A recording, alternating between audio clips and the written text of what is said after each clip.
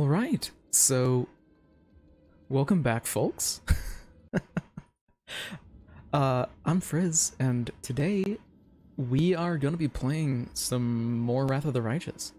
So, yeah, this is picking up from the last stream that I had 2 days ago, and yeah, we're just going to be playing through Wrath of the Righteous today, as I already said, in case you guys haven't watched the last stream.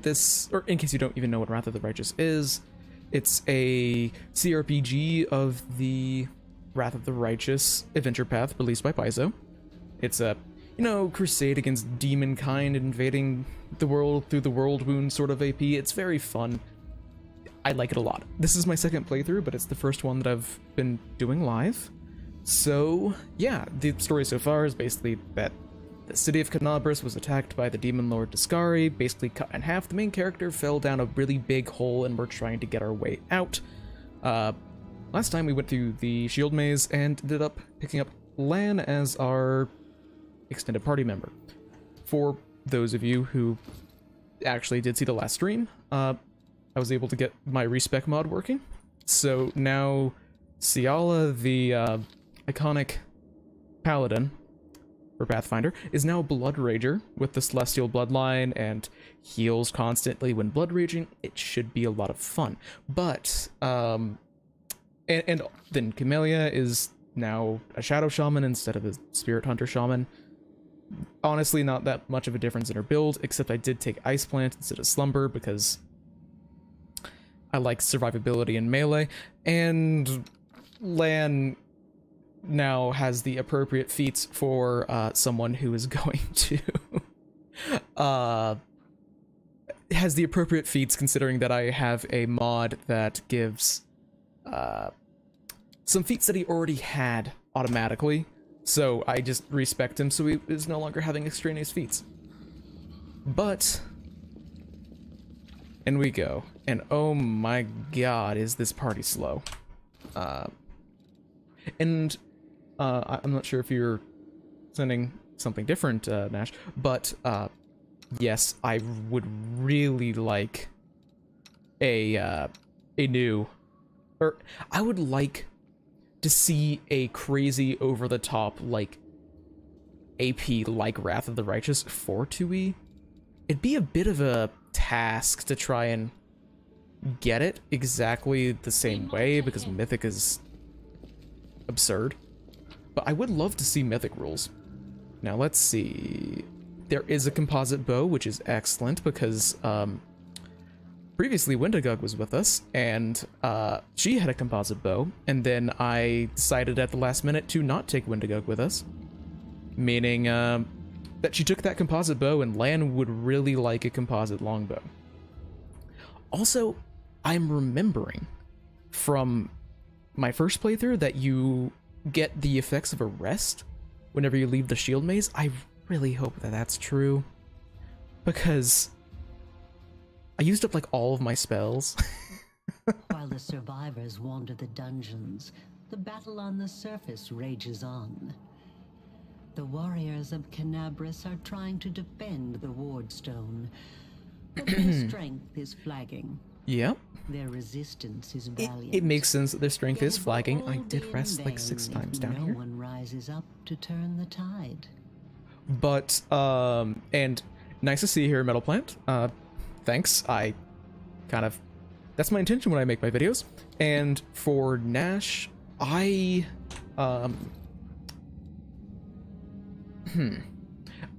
yes, I'm going for Angel. I know Cleric going into Angel Mythic Path is very, very good, but I would like a different... That is entirely incorrect. I went for a Monk Azada in my first playthrough, using Toybox to allow me to actually play a Chaotic Monk, because not being able to do a Chaotic Monk is dumb in my opinion. I just don't like alignment restrictions. So let's see, anything that I should loot. And did I get spells back? I did. Okay. Because I'm gonna be trying... Oh, I don't need a long spear.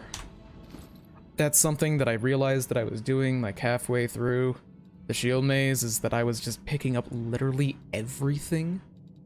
Whenever literally everything is not actually valuable. Because in my last playthrough, I had an animal companion. Like Ivu, Ciala had a horse, and I think I could actually carry everything. Like, I legitimately think that I could. I never had any weight problems. Yeah, Angel Crusader is pretty strong. I am doing something a little bit weird. We're gonna ignore the fight in the other room, because I'm going for, well, I'm a Crusader of Shalin. And one of the mods that I have installed just adds Bladed Brush from the tabletop version of Pathfinder, so dex to damage and dex to hit with glaives? Hell yeah. It's gonna be a fun one.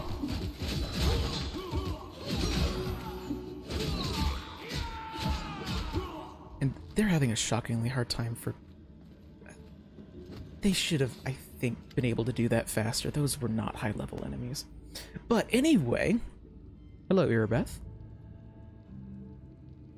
With fancy gold armor. And yes, we have reunited the gays.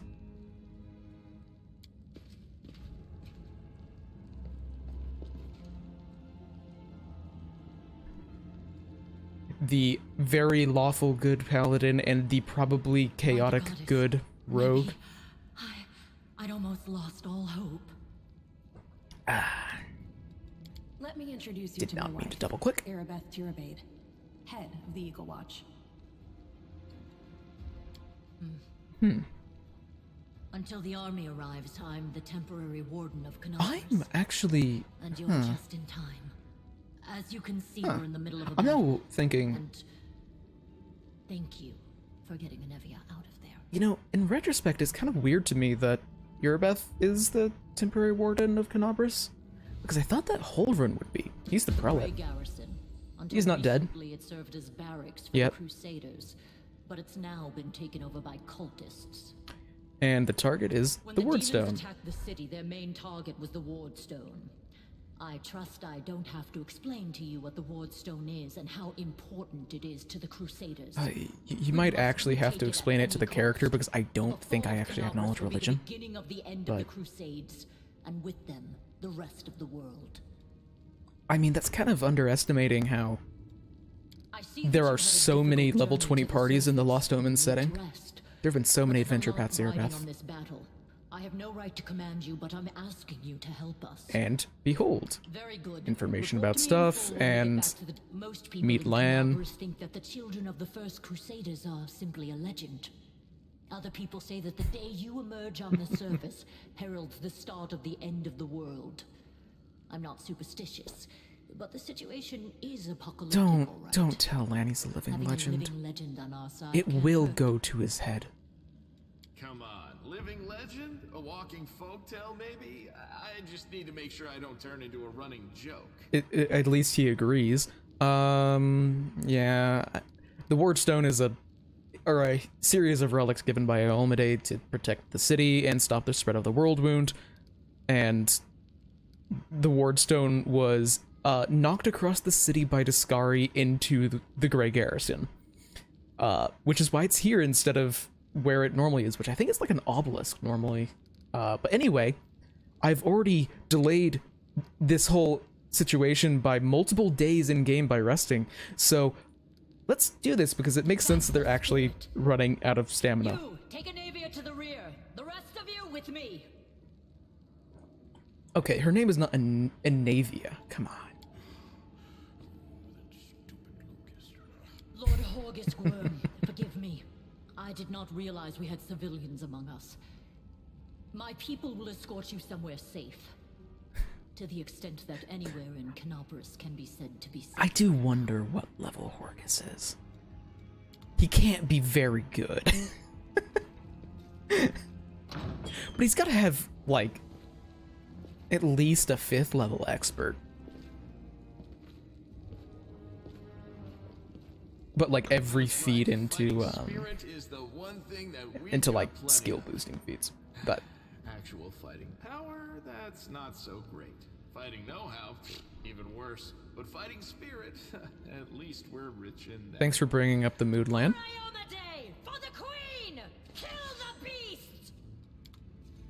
Okay, so I am going to be trying to see how much of this fight, or these coming fights, as there are going to be multiple, I can end up doing in 2 minutes. Because, got it? We're coming back through there later, I believe, in a different quest. But I am level 2. So all my buffs last for 2 minutes. So let's set up some buffs, shall we? I already know where I'm putting these, so don't worry. This really should not take long. Yeah, those magic weapon and bless and enlarge. I'm gonna save enlarge because Ciala is going to be predominantly a tank, so dropping her AC isn't great. Small little buff routine, only 6 of them.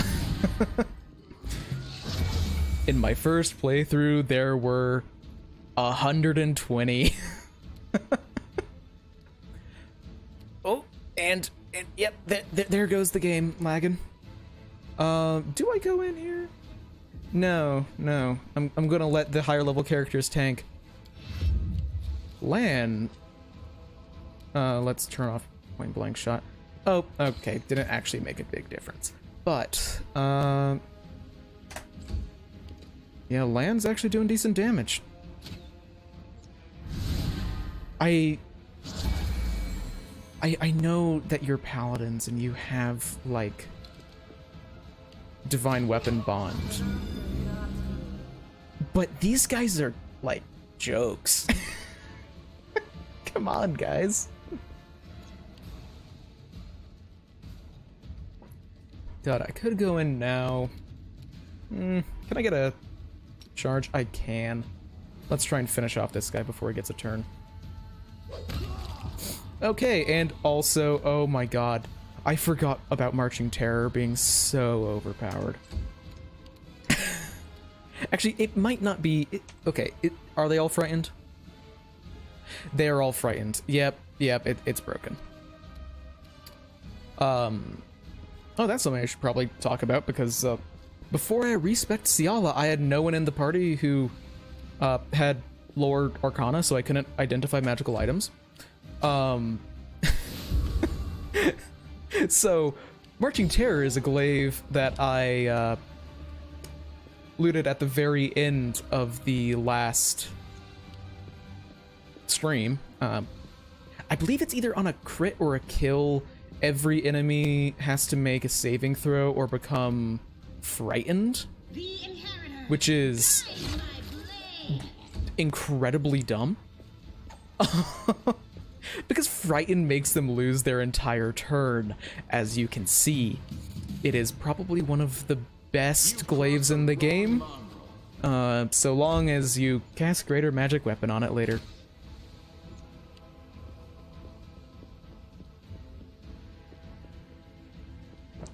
Which, coincidentally, I'm playing a cleric that will learn greater magic weapon. Wait.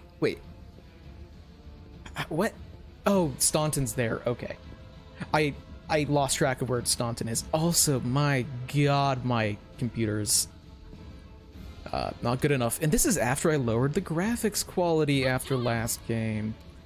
My computer is having a hard time. Let's get in there to...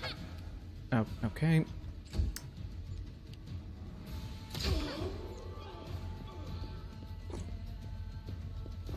Ah.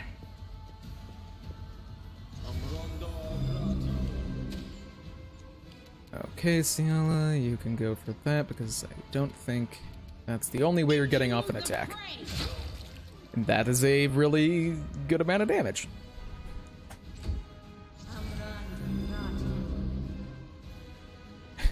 it's also kind of funny to me how I don't actually think that's the one that's buffed. So let's go after them. Okay, Lan. Good job, Lan. But it is kind of. Oh, I forgot what I was gonna say. Why are they just ignoring the cultist right next to them? I am 100% a turn-based player. The only time that I ever switch off of turn-based is whenever I'm in a fight. Like, I did this some in the shield maze. I should really, I should probably turn off auto intern, or turn on auto intern though. But the only time I ever don't use turn-based mode is whenever it's a situation where it's like, okay, the enemy can only hit me on a 20, I can only hit the enemy on a 20, and this is going to take me 5 minutes if I do this in turn-based mode, and I'm just auto-attacking. So, turn-based mode is entirely a time saver for me. Not like a... Yeah, I just like when he's combat. So... and also there are also some fights in the later part of the game where it's like, oh, I have fought these demons 30 times. And they will die in round 1. Not this time. Oh, well, that's unfortunate. I don't think that there's anything hugely valuable in there, but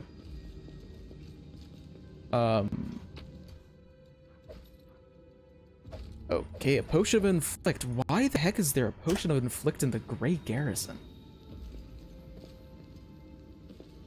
I mean, it's not incorrect for them to focus on, like, mages and, like, ranged people, but, like, because those are dangerous, but, like, to a certain extent, it is silly.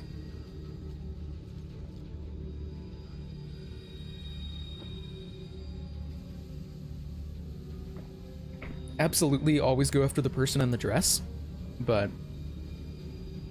Oh wait, it's randomized? Huh. That's interesting. I just always assumed it was set.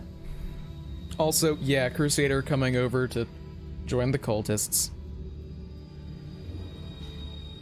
Classic. That's why wait a minute, no.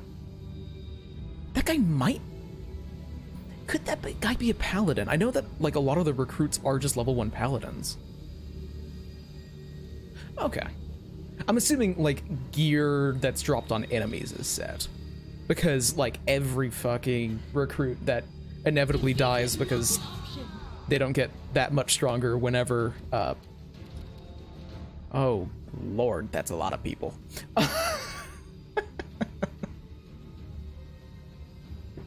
Oh, yeah, but... like, the recruits always die, and then they always have the exact same gear, so I'm assuming mob loot isn't changed. Let's see here. I don't want to move in so then that I can get destroyed by the insane amount of people here. Yeah.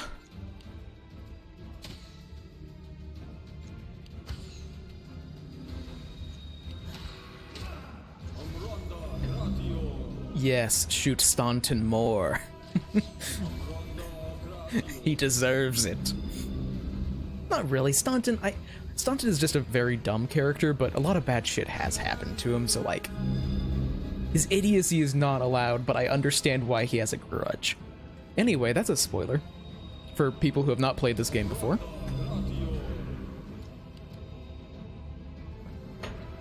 Okay, now... Does Camellia or Cial actually have higher AC right now? The same. Wait, really? Oh, that's not including protection from evil. So I will just use Camellia as the more primary tank. Because then damage on Ciala's better, so I can avoid fighting defensively with her. And, yep, now you can run away now, cultist. If you even survive, actually. And I said I would fight defensively on Ciala, or on Camellia, and then I just, you know, didn't. I know what I'm doing with this game.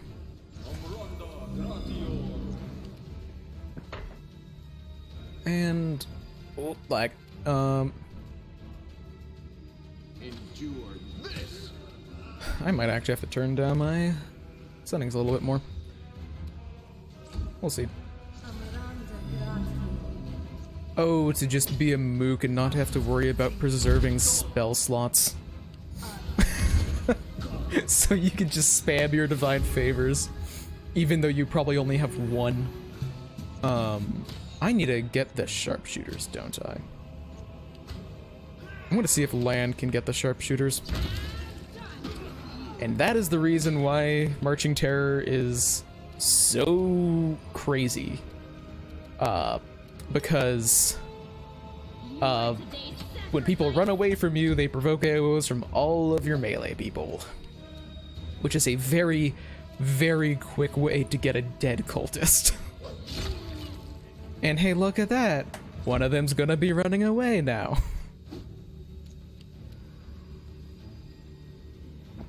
So, let's go after... Let's actually get all the way around here so I can assure that I'm going to get the other Voke. And, yeah, difficulty-wise, this is actually higher than my first run. Because, I just removed a lot of stuff that I wasn't a huge fan of exactly. Yeah, get the evoker. Oh, okay. Like, I didn't even have Death's Door on, I just turned off Death. But I'm just playing on core this time, admittedly modded core, so it is absolutely going to be easier. Just, there's some mechanics I'm not a big fan of their implementation of. And stuff like a... Holy shit, how much damage did that do? Yeah. Yeah, no, I absolutely believe that... Oh, I forgot that there's more of them back here. But... Yeah, AOs are crazy in 1E.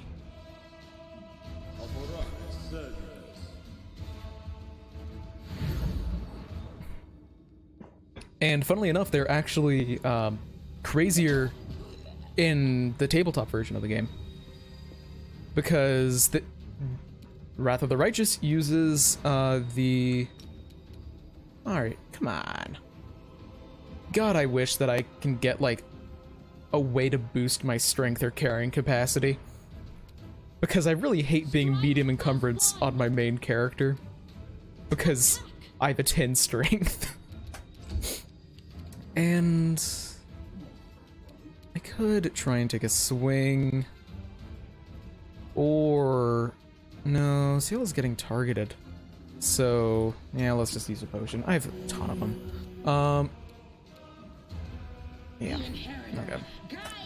I could rage, but I believe you're raged for minutes after you, just cultists, okay. I believe you're raged for minutes equal to the round. Also, thanks, Lan. Thanks, Lan. Good job, Lan. I believe you were raged for minutes equal to the amount of rounds that you were raged for, which is not very good whenever I'm trying to do the entirety of this section of the game in 2 minutes.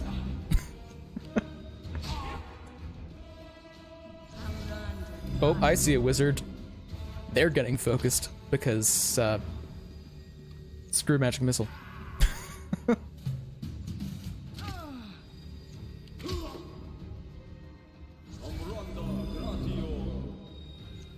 Magic Missile's really annoying in the early game whenever you can't have shield. So Camellia has a cold iron weapon, actually, yeah. Oh, yeah, I didn't even think about that. Yeah. Lan actually, I think, has the best AC in the party, so, like, he has the same AC as the front line. Except excluding, of course, like, fighting defensively and protection from evil that I put on him, and, you know, like, the obvious things that will affect his armor class. Although there is actually something I want to show in just a second. Because it's dumb. Screw you, wizard. Always go for the one in the dress. Something dumb, because, like I said earlier, one of the mods that I have gives every character, power attack, point blank shot, combat expertise, and deadly aim. Apparently, combat expertise in this game, only applies the -1 penalty on melee attack rolls, and, like, combat maneuver checks, not ranged. So, like, I could theoretically turn on combat expertise on Lan for literally no penalty, because he doesn't take it. I'm not going to, because I already feel a little weird giving a feat or using a mod that gives that for free, but who's actually the bigger threat here? Probably the cultists and not the Dretch. Admittedly, I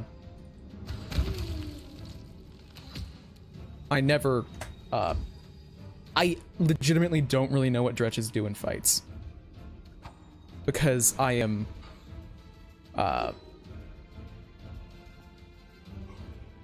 it's been a very, very long time since I last actually fought a Dretch. Probably since I was in Canopus in my first run of the game. So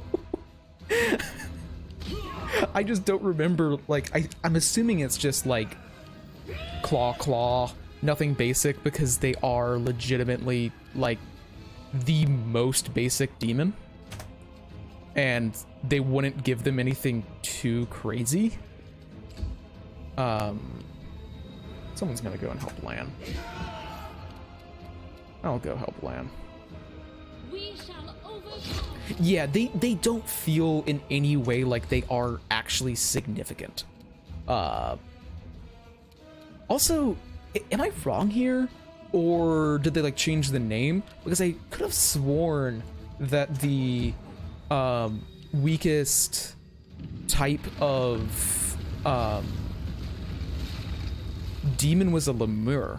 Like, lemur, like, I don't even think that they're sentient is the thing, so maybe they just weren't included because of that. They're just, like, sacks of rotted flesh. They're not cool. They're not, like, good. But, also there is, like, no way in hell I'm getting through this entire area with fully buffed. Look, I think there might only be, like, 1 or 2 more encounters after this. So, we'll see. I will be using an incredible amount of pausing in the middle of this once the encounter is over. And in combat looting, let's go. Because, yes, I should be able to loot all of this as a single standard action. I will need money. So, this makes sense.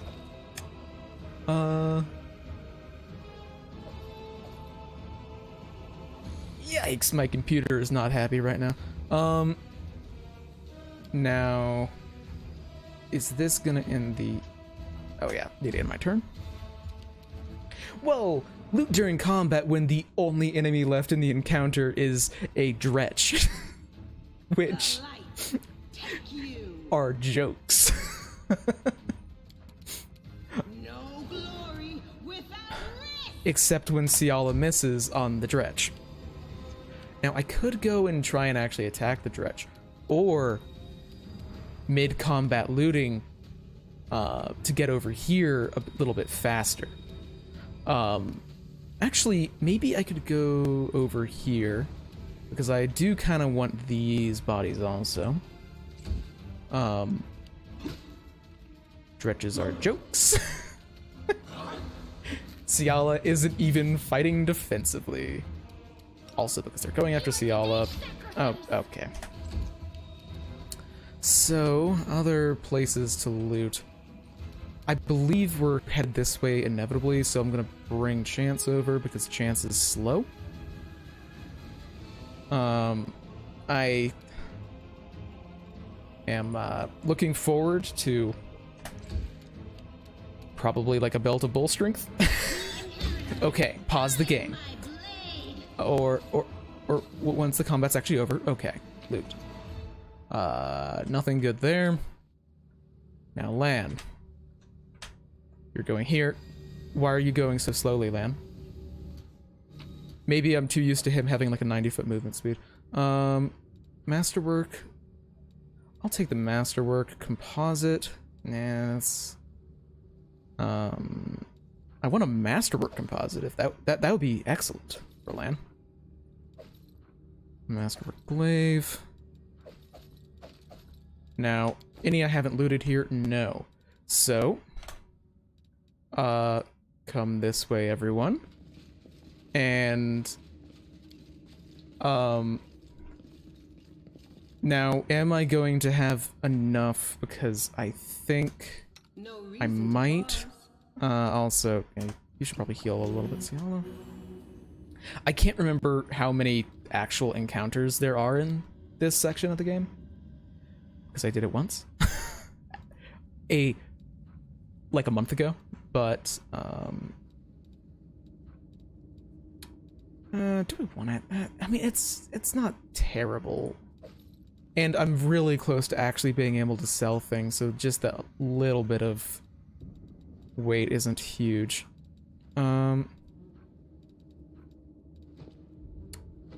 Yeah, so let's go.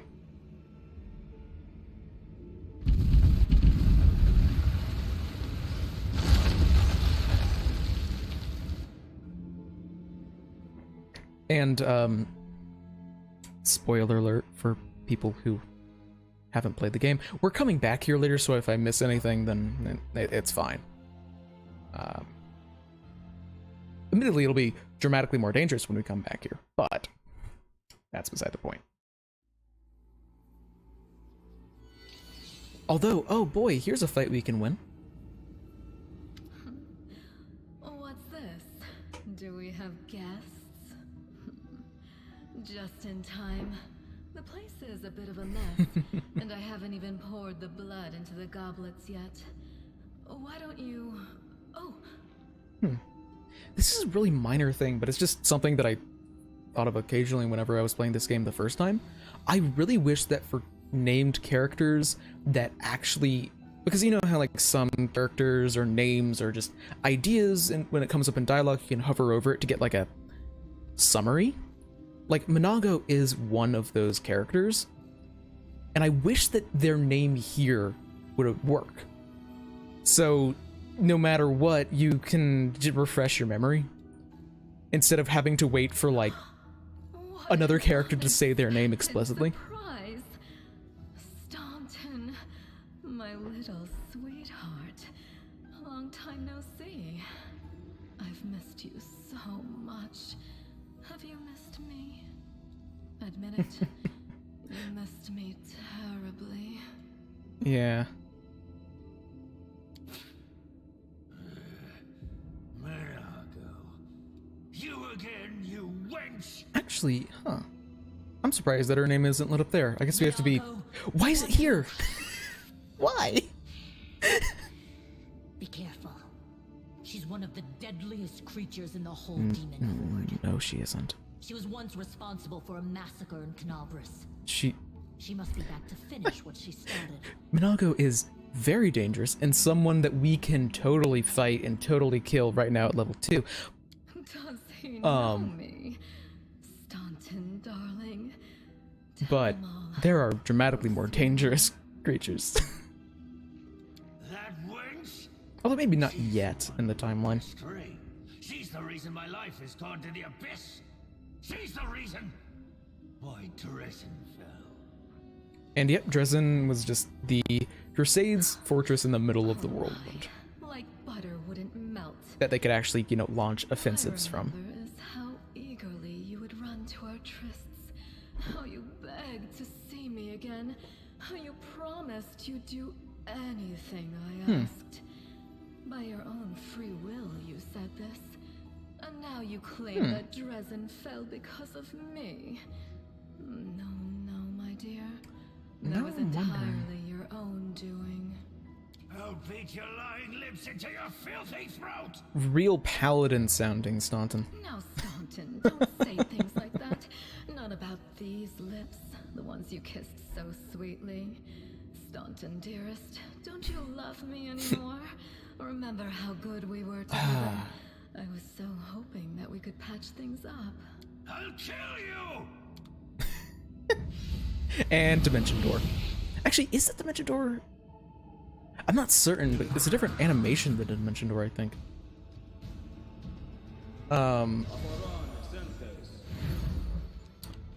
Oh, this is just something that I need to point out because I find it absolutely hilarious. Because multiple times during the game, Irabeth is like fights with you and is an initiative. She's a -1 dex. Every single fight she ever participated in for me, she went last. This is not the first time that Irabeth had an initiative of 0. I think I want to get back there for the wizard and sharpshooters, but I can't get in without... I'm gonna delay, and then after Ciala, screw magic missile. Oh, and they actually going after Chance. That's interesting. Didn't think that they would.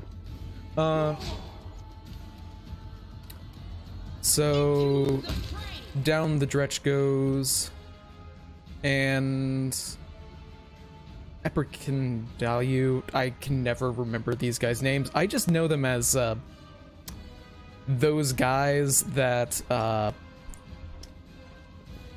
not getting. Let's just turn on combat expertise. It won't matter much, the attack penalty, but and hopefully they actually go after Ciala here. Great damage, Camellia. Thank you for your contribution. Oh, they are still going after me. That's rude. Hopefully he just goes down in one hit. No. How much health do these guys actually have? I thought in my head that... Okay, they're actually 2 hit die. Okay. I thought they were just like first level clerics. Still could definitely go down in one hit though. Also, buffs have expired. Fun stuff. Died Dretch. Oh, damn. Didn't actually die. Really? Really?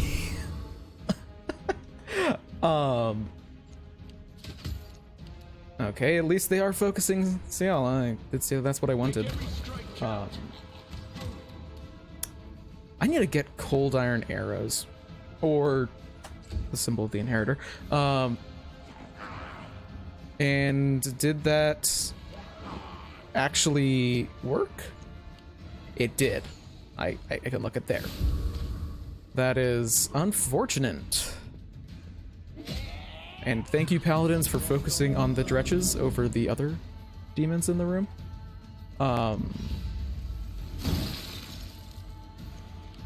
But, oh yeah, something that I've been wondering is, I know this might just be a 1E thing. It very well might be.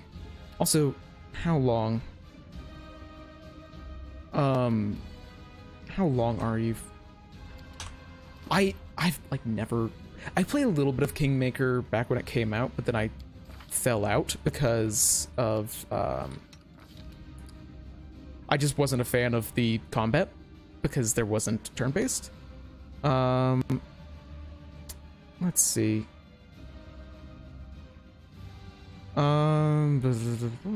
I cannot read because I'm basically choosing random sections of the game. Let's see. I should expand. If they fall unconscious, they immediately... Wait, where does it say anything about fatigue? Because you should get fatigued whenever this ends. Right? Am I entirely wrong about that? Is that just Barbarian Rage? There's no way they'd just make Blood Rage objectively stronger. Right? And like here, Tireless Blood Rage, that wouldn't exist otherwise. Am I just going crazy? Because I kind of want a Blood Rage. Actually, no, that tank or AC and her AC is probably already garbage. Yeah, 16. Yeah, I'll just potion and thwack wizard. Okay. Probably would have died if I hit, but I didn't hit. Oh yeah, but what I was gonna ask is this might just be a 2E thing. It very well could just be a 2E thing, but I know that demons are generally associated with different sins. Like, the obvious one is like succubi and loss.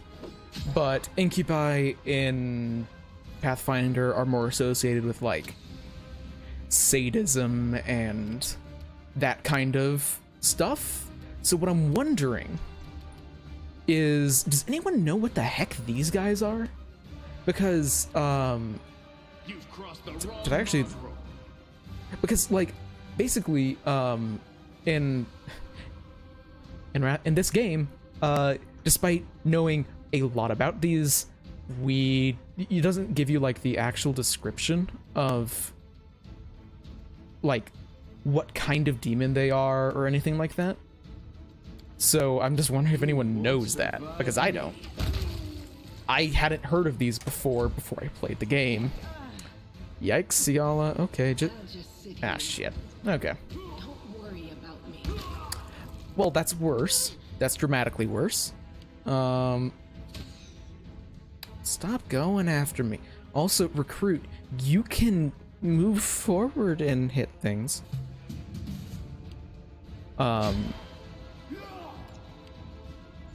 Okay, let's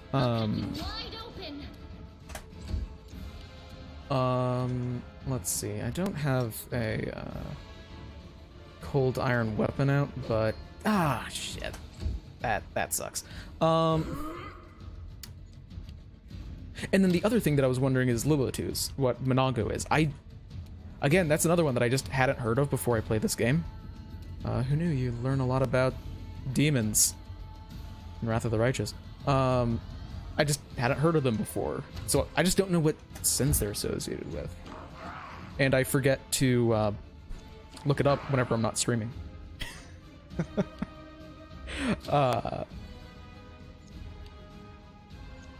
Guess I could look it up on my phone.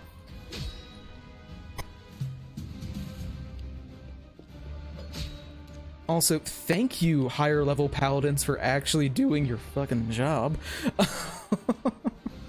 Demons of Vandals or Defacers. Okay, this is out of envy. That makes a lot of sense for their abilities, because, yeah, they have Sunder armor, and so defacing, and also particularly horrendous wounds, so like charisma damage and destructive attacks, and that makes a lot of sense in retrospect. Yeah. Spirits demand your blood. I love gambling on enemies on whether or not they'll hit with ammos. Lots of fun. And okay, thank God that missed. Also, Lan is so good early game. It's crazy. Once he gets precise shot, flurry of bows / flurry of bows is so good.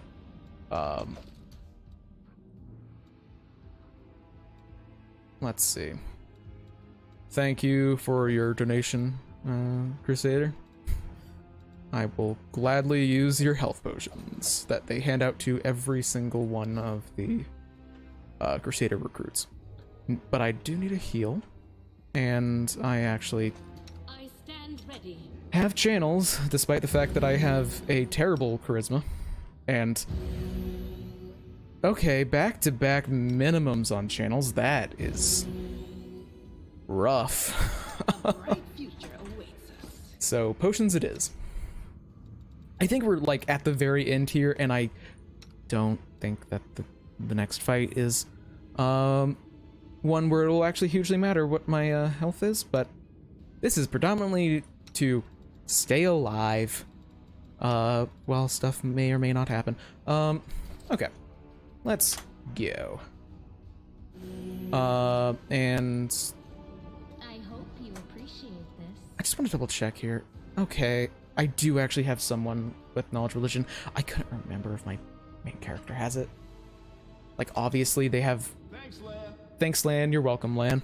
But now we're up here with some plot stuff.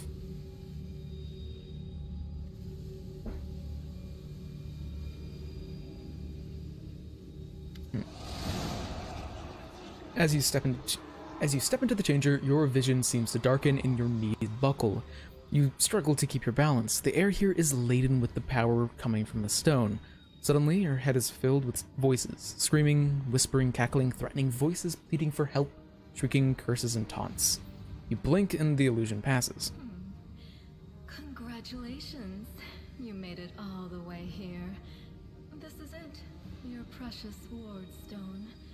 But what are you planning to do now, I could kill you where you stand, but wouldn't it be nice if you could die in battle like heroes? No. I want you to die in despair, scrabbling around like rats in the blighted ruins of your city, blind and broken, your flesh scabbed and seeping, and every moment knowing precisely what was done to you. Nice person, Minago. Sounds terrifying. Except that's how we've been living for generations. I really wanted to take Wendigo because I took Lan in my last playthrough, and I just wanted to see Wendigo's personal quests. But God, Lan has his great moments. There isn't a soul that can resist the temptations of the abyss. Even a stone can be turned. I'm not joking.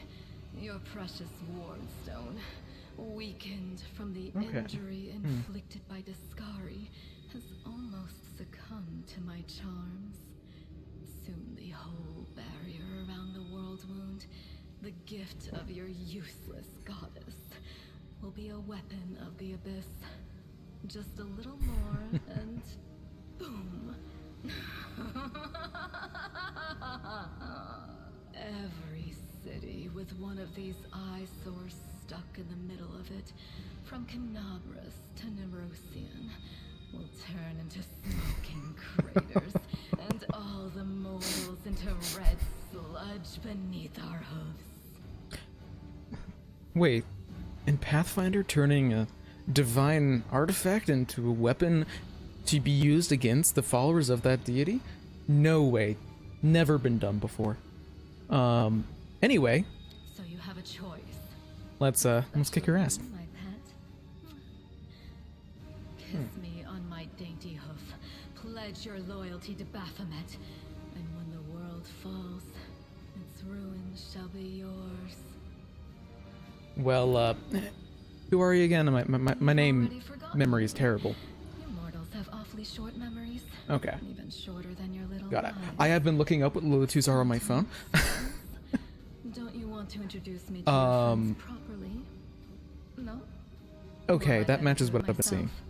myself. I am Minago, Lily too, and faithful servant of Baphomet, and Yeah, leader of his armies. It, The city Afterlife is mine now. weird. I'm just starting to settle in, get things just In, how I like in them. But once I'm finished, Galarian and the... promise you, the results Actually, will is be there a simply to die for. specific And it term? was such Setting a of Lost charming Omens, little let's just place call it until that. You sullied it with your presence. It had such lovely boulevards, quiet and shaded. You took those away from me, and I shan't forgive you Camellia? for that. Amelia, are you sure that Canopus is not also sullied by your presence? They've done much worse things than spoil the promenades. All the people they've killed.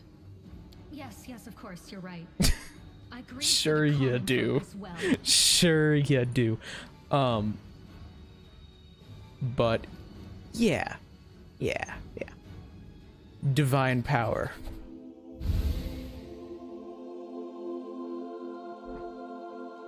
The holy flame erupting from your hand, or echoing the holy flame erupting from your hand, the light also gets brighter and brighter until it floods the chamber. You hear the voices again, stronger now, and they repeat your words like a choir of angels. Hey, no eyes! Didn't you tell us that heaven had turned its back on us and no one would come to our aid? Yeah, she is quite literally a temptation demon. Shit!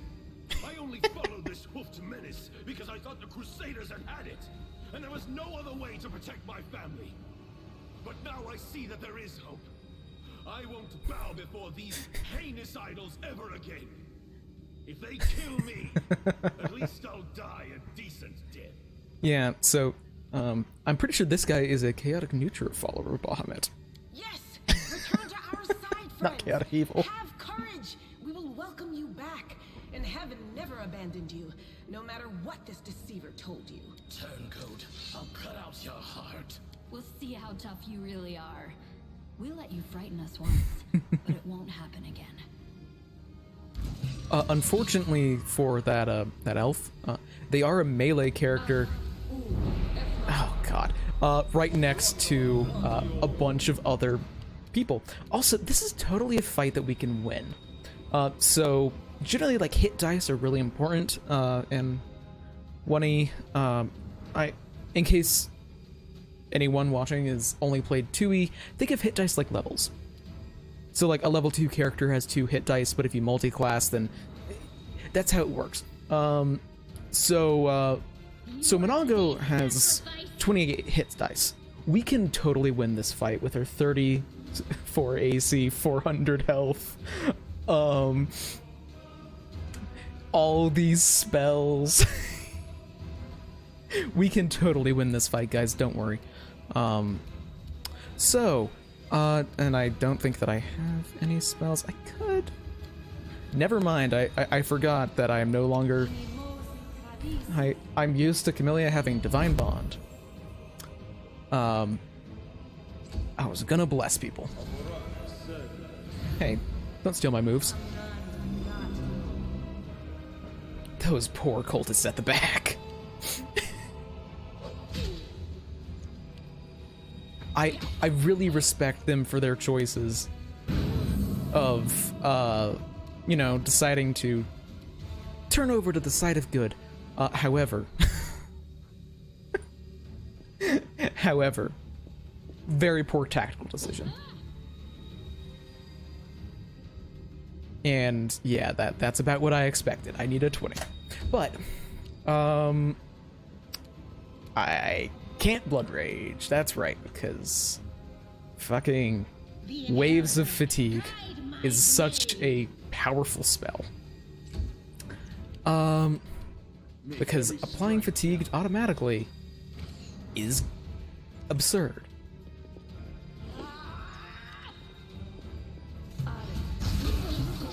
And that's a lightning bolt. Playing around now. You want to know what will happen when I'm done with the Wardstone? Here's a little demonstration. Monago, that was one fight. That was one round. You're already this frustrated?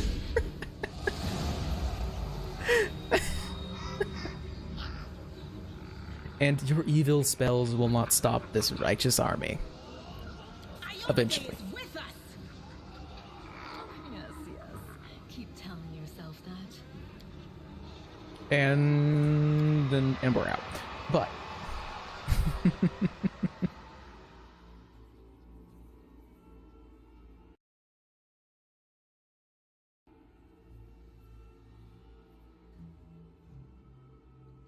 what do you mean, March, about how the average person should know 100 different languages? Not sure I get that. Although it is really funny to me how in 1E it's so easy. To know so many languages. But anyway, we're somewhere entirely else. Healing your wounds was easy, but you were unconscious for so long, I was starting to worry we'd lost you.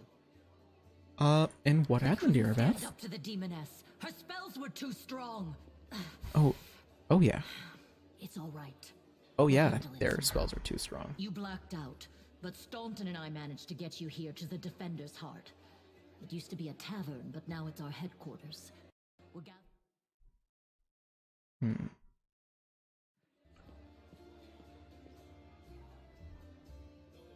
And yeah, March, just don't intentionally try and provoke shit. But anyway, demons have been going to the Tower of Estrad. For a long time. Unfortunately, I don't have enough people to attack the place right now. At least not blindly. I'd be grateful if you snuck in there. Don't be a hero, you say. But just scouting. Don't be a hero, you say, Irabeth. What if I ignored that? Bad, but not not now, because God, I want to get some levels before I go to the Tower of Estrad, but later. Keep springing up in the districts where everyone seemed to be dead. The survivors are gathering here. You should see them. Their faces, their eyes burning with determination. Mendeleev is absolutely but our resistance is not broken. One of the places where you would absolutely eviscerate a city, but then at the same time, like, every city guard is a paladin. Like,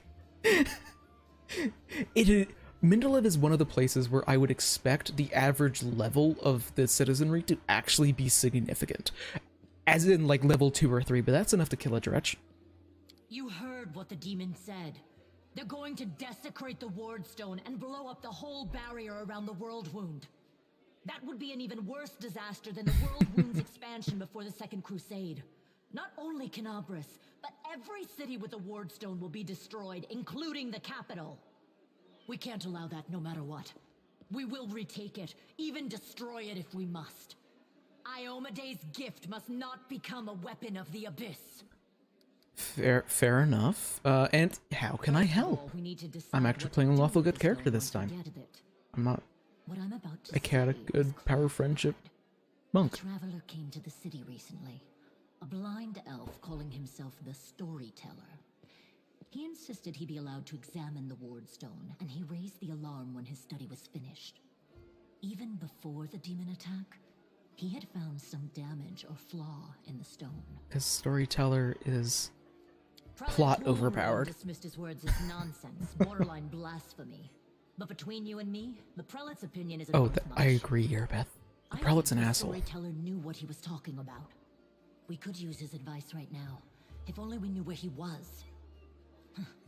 I remember the Storyteller spent a lot of time talking to Staunton, a dwarf from my unit. You mean the only other named character from your unit? Him about the history of the Crusades. Maybe the Storyteller told Staunton something about where we could find him if anything happened. Hello there, Shadow. Nice to have you here. There's another problem. After the attack, the demons began to gather their forces at the Grey Garrison. It'll be even harder to take them with a head-on assault. But I once heard soldiers talking about a secret entrance to the garrison. God.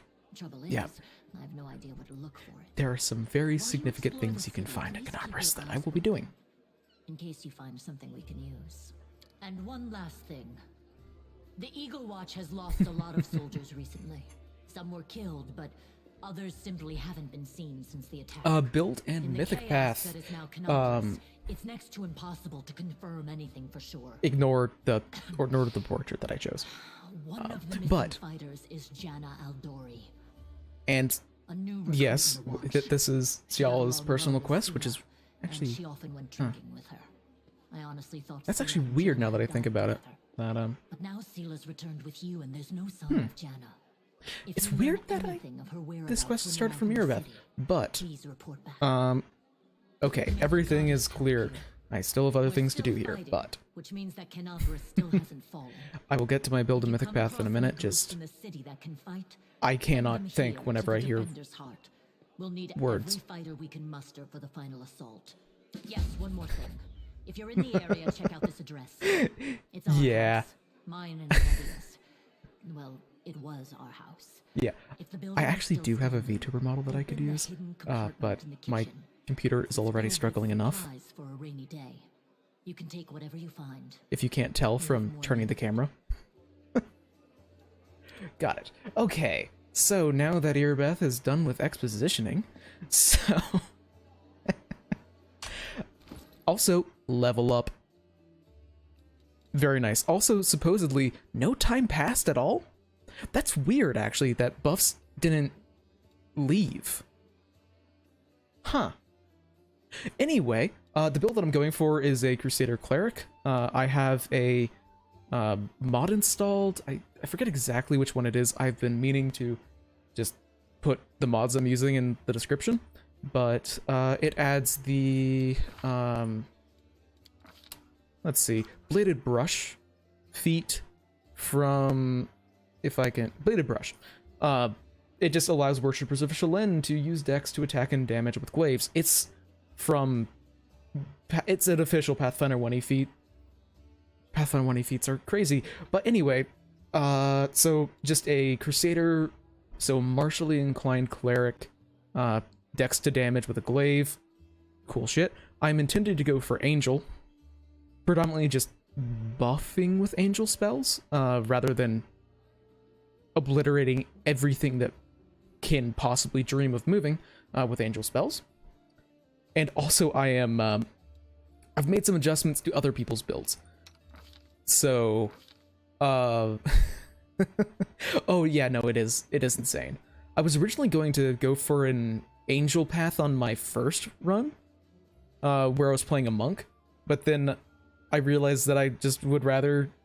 Azada fit the character much better, and I just used a mod to allow me to play a chaotic monk, because I don't like alignment restrictions for classes that don't get power from a deity. And my god, like every martial arts, like every protagonist of a martial arts movie is chaotic and you can't change my mind. Like, they just beat the shit out of people for fun. Anyway, but Camellia is gonna be a shadow shaman. Honestly, not different at all really, but I just wanted to do something a little bit different with her. And yeah, Ciala is a Primalist Spell Eater Blood Rager with the Celestial bloodline, because I feel that still kind of works with her. But yeah, I want to do a Lich playthrough at some point, but I feel so bad whenever I'm mean to fictional characters that doing an evil mythic path seems like it would be so rough for me. Like, I have to be mean to Ember, or presumably Ember is not going to be very supportive of my decisions, which Ember's nice. Anyway, let's level up. Not entirely certain exactly all the choices I want to make, so this will be fun. Now, do I want some religion? Ember, okay, this probably says a lot, but I would describe my real life alignment as neutral good, because I am 100% the kind of person that like stops at every stop sign, even if it's the middle of the night and I can see for miles around. It's super flat. I know there are no cars coming. I will follow every single fucking like road law, but I am also of the opinion that if laws don't work, change them. Basically, it's not law. And I'm gonna take religion because I don't have any. But basically it's the halfway lawful good to neutral good sort of thing. Like, yeah, like, I definitely could be... Basically, I would say that in terms of the representation of alignment in Wrath of the Righteous, neutral good. In a more reasonable, actual, you know, talking with people who have the ability to think more, lawful good. Just Wrath of the Righteous has very extreme alignments, so like a lot of the lawful choices for dialogue are like ridiculous. Anyway, getting some religion because yeah, I really need religion. I need someone in the party with it, and I've got at least a decent dex. But what could I take here? Also, I think 2 different mods add in Bladed Brush, so I'm not gonna take a second Bladed Brush. What could I take? I mean, dodge wouldn't necessarily be bad. I don't think that I want a meta magic feat yet. Like, eventually I'm going to want extended spell for merge spellbook shenanigans, if you know you know. But that's a long way off. So also, good lord, this oh, I loved my monk build. It was a they were a Kitsune scaled fist monk with Vulpine Pounce. Why not a I want to do an Aeon playthrough eventually, but for an Aeon, I would want to play an Inquisitor. And eventually I really want to go Aeon. Just I wasn't as excited for the mechanical like build side of things, and I also wanted to see the vanilla storyline of the Angel Path. Yeah, the Oracle Scaled Fist is very good. However, one of the mods that I have installed disables that because it doesn't work that way in the tabletop version of the game. So a lot of the mods that I have, some of them make me stronger, and then others make you weaker. I think I might know. I know that there are some of the companions that leave. I can assume it's one of the chaotic people. But what am I gonna take here? I know like some spells that some of these that I want, but they're like later level. I mean, combat reflexes would be boring but good. Blind fight would be boring but good. I could take spell focus, but I'm not really intending on using a lot of offensive spells. I have like, I'm now realizing I have like every other character's build plan, but not mine. Exactly. Dodge would be boring but good.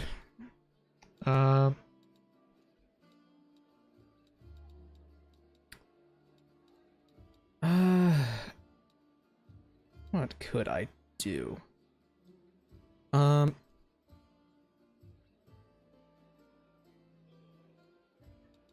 could take... What? I'm just going to be boring and take dodge for now. I will probably think of something that I like more later in the future.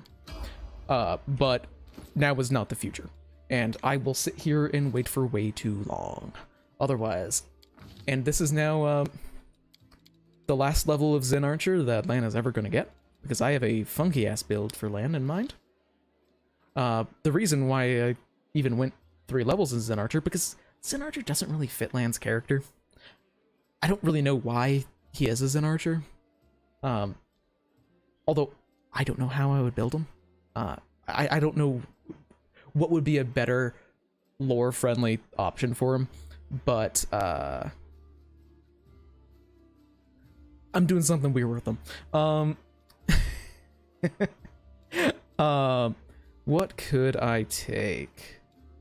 Considering that this is going to be his last monk level. Improved initiative wouldn't be bad. Let's see. Are there any ranged feats that he should get? I know he has like almost all of them. I mean, deflect arrows wouldn't be terrible. But he doesn't get shot a huge amount. It's weird you can take meta magic whenever you aren't a spellcaster. Blind fight? No. I can always just take a, like, saving throw feat. Those are always useful.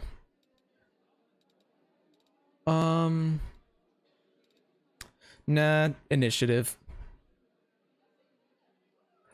I mean, I went Zen Archer all the way with Lan in my first playthrough, and he's pretty good. One thing that I did do is, Lan by default puts a boost from being a mongrel, because mongrels get three boosts to different... Basically, mongrels get a, +2 racial bonus to strength and dex and a -1 penalty to charisma. And then also a free bonus that they can put into anything other than strength or dex. Lan by default puts his into charisma. So I did move that into wisdom, so he actually has a better wisdom, which he uses for literally everything. But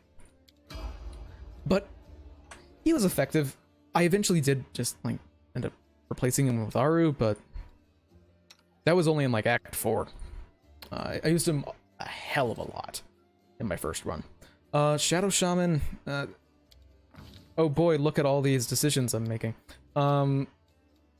So many choices. Accomplished sneak attacker, yeah. Nope. Yeah, pets are crazy. I actually have a build in mind. We will get there, hopefully in not all that long. But I have something in mind for pets. And yeah, Ciala is my Arcana person because I don't have anyone in the party currently that has it. Okay. What? I have a lot of feats that I didn't have in my first playthrough, so I keep on seeing feats like, what is that?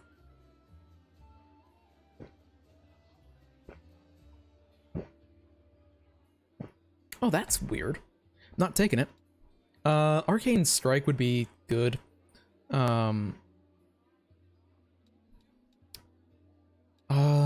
I would love heavy armor proficiency for Ciala, but Arcane Spell Failure Chance. Could take actually Iomede's Inspiring Sword. No, late game that would be not great. It'd be fantastic for now, but late game. Extra Blood Rage, no. Furious Focus. On the first attack you made each turn. I think I might take that just because it's really basic, but it's good. Yeah, I didn't really do much summoning in my first playthrough, which is honestly surprising because summoning is very, very good. My first playthrough was mostly just, I'm going to slap, like, actually I think about maybe 40 buffs onto every single member of the party, and then they're going to be buffed up enough to kill God. And of course Ninio casting Weird and Phantasmal Killer. And Ember with Hellfire Ray. I'm gonna take Arcane Strike. It's basic, but it will scale pretty well and just bonus damage. And she shouldn't be able to take it yet, but it'll work. And now, before I forget, spell prep. Now, okay. Got it. Buffbot is basically required. Although I'm not actually using Buffbot, I'm using Bubble Buff. slightly different. Just buff setup is here. It's super intuitive. I think barkskin would be good. It'll last a long time. Oh, flame blade could be interesting, but not yet. Yeah, my life changed when I realized how I could use buff bot. Or not buff bot, bubble buff. But okay, so obviously she gets bowl strength, that's her domain. Aid maybe? A lot of what I have found, resist energy. That might be tempting. No, if I do need it, I'll prepare it before the one fight I think of where I'll need it. That's a weird spell. But that's a Gozer spell, so no. Oh,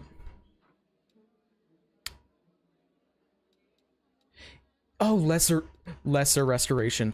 That is absolutely better than aid. Yes, I forgot that. I am not a prepared caster person. Prepared casters are amazing, but I just normally don't use them. Just because for like tabletop games, I suffer a lot from decision paralysis. So doing this every day is scary.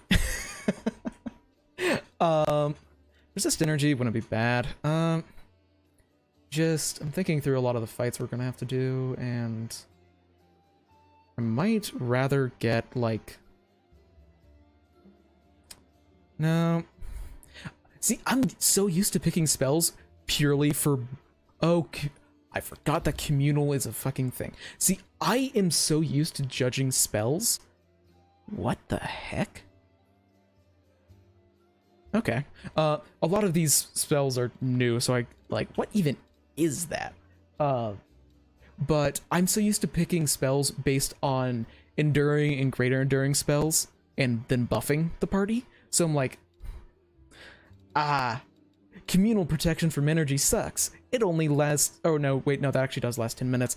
But I'm used to playing at the level where it doesn't stack. So, like, it's not good. But, yep. Beth did give us a very crucial mission.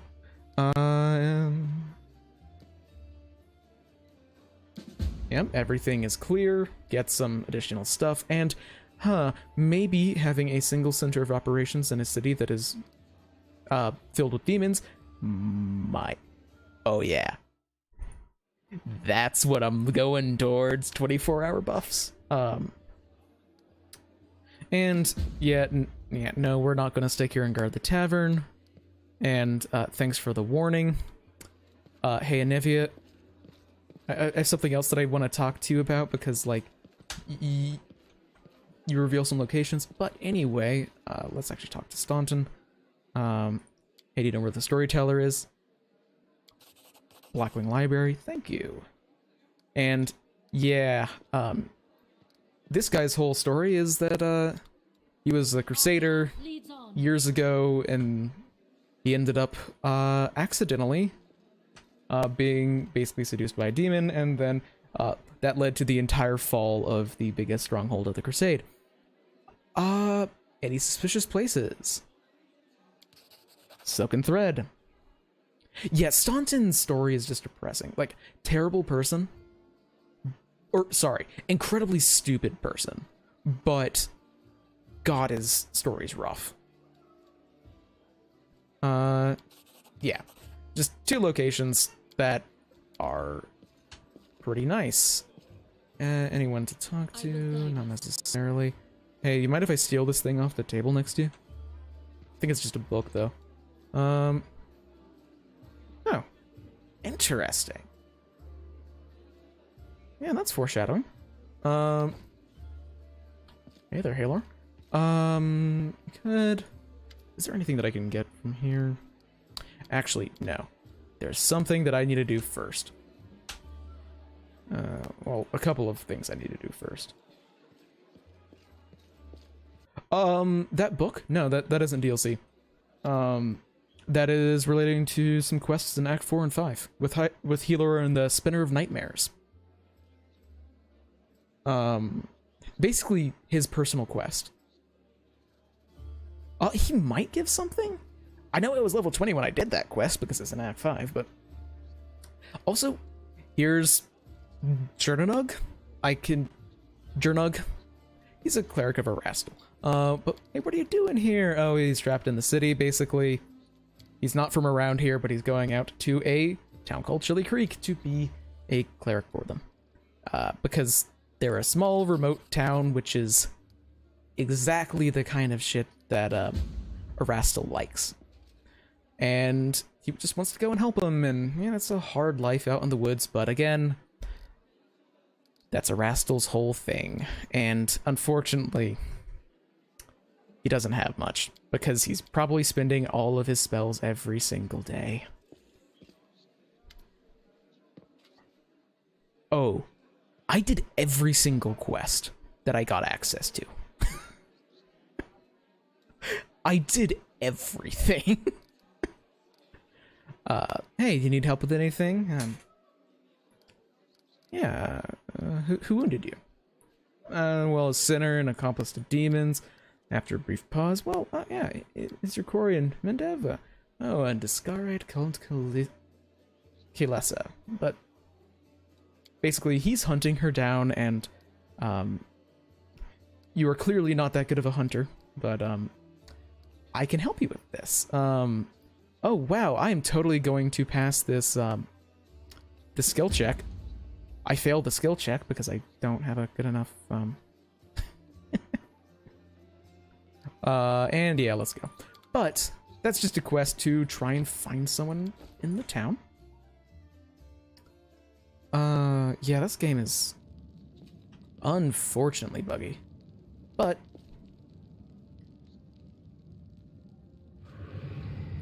surrender your soul, Delvin.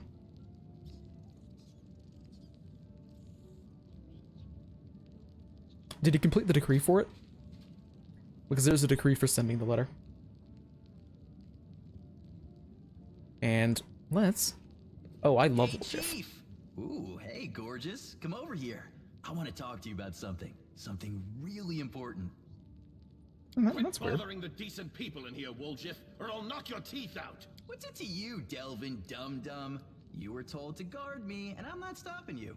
But no one told me I had to shut my trap. Wolfshift. Oh, that's weird.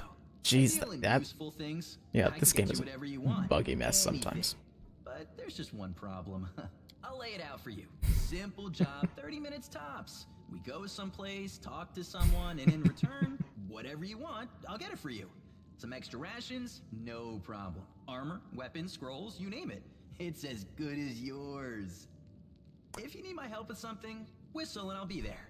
I'm handy enough with knives too, and even my magic know-how isn't too shabby. You can cast first level spells. If you were good at magic, you wouldn't be stuck in here now, would you? I mean, he's not good enough to cast Dimension Door. The queen herself. I'll be useful to have in battle, and I'll sell whatever you want at a reasonable price. That's easy. You know Irabeth? Feisty-looking gal, always wears armor. You can't miss her. She's the meanest fighter in the whole city. When you see her, put in a good word for me, will ya? Tell her there's this guy, Wolfshift, locked up for no good reason in the Defender's Heart. Well, for the follies of his yeah. youth. And he really wants to get out on bail. I feel like the way that I would behavior and make a contribution to society. You got that? Will you do it? And I got you, buddy. But when I laid eyes on you. Yeah. So what I was thinking is, my opinion on Wolfshift is, yeah, he is absolutely a tiefling rogue. That is fairly stereotypical. However, he's just a well-done tiefling rogue, so I like him. Without doubt. And there is a puzzle down here that I cannot remember the solution for, so we're gonna brute force it. Because if I remember correctly, there's only 3 levers, and they're up or down, and that means that there's only 8 possible combinations, which is manageable. So, if I remember, think it's this. This, maybe? No, that's all up. Maybe that. So, push the button. Button won't budge. Okay. Okay, let's just start from here. Okay. All up. No. That down? No. This. Actually, there may be more than 8 combinations, but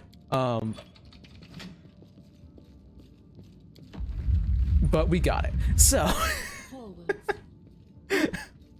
I didn't know that this was down here for a very long time. And charisma +2.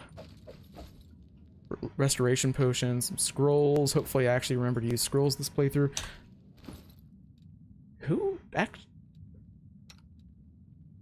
I guess for now I'll wear that because I'll get more channels. But there isn't like a charisma spellcaster in the party yet. So whenever, or no, if ever there's a spellcasting person in the party, they're going to be getting that. Because, yeah.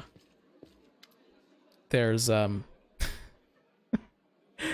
it's way better for your spellcasters who, how many spells they get per day is dependent on their charisma to, have the charisma boosting stuff.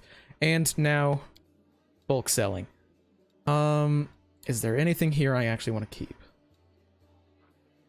Because there might be. Is there anything that I want to sell anyway? Yep, interesting. I thought they would have sold some of this stuff automatically. Yeah, let's get rid of the 17 glaives. Just, might need to double check because I do have a bulk sell mod installed. But it also hasn't been updated in a while, so it's a wee bit buggy. But do I want anything here? No, that stuff I'm fine. What's that again? One addition. Oh, that's actually not bad. Oh, it's only cantrips or first level spells. Never mind. Total concealment? Raven female and scare, ray of exhaustion, fear, waves of fatigue. Bag of holding, I will actually want. And yes, spicy pastry. I don't remember what that one does, but every meal recipe is useful. Especially, oh, this is one thing that I have done that, oh, also Horkus, give me the money. And he wants to go to his house. And yeah, he's very much a smug bastard, but he really needs to go to his house. And also, don't be a dick, please. Yeah, he wants to go have a bodyguard to go to his house because he has a very, very big house that makes it very tempting for looting, so he's assuming that there are people inside of his house. He's right. So, yeah. And what kind of deal? Hey, buddy. Double it. Thank God. I failed the first check. In the prologue, so I only got a 1,000 gold from him, but he has more money than he knows what to do with. He can give it to me. Let's see. Where else to talk to you? Yeah, nice to see you here, Hector. Also, let's get a party member. Yeah, he's a thief from a gang called the Thieflings. They have their branding down pat. Oh, that's sad. Sorry about the shitty day at work, but at least hopefully I can make it better. Yeah, the Thieflings tried to rob someone who sells a bunch of magic items, so... But, yeah, this isn't a prison, and I'm totally gonna stop him from committing crime. Actually, I might. Actually, now let's see. I just want to double check. I can never scrolls. I can never remember who is the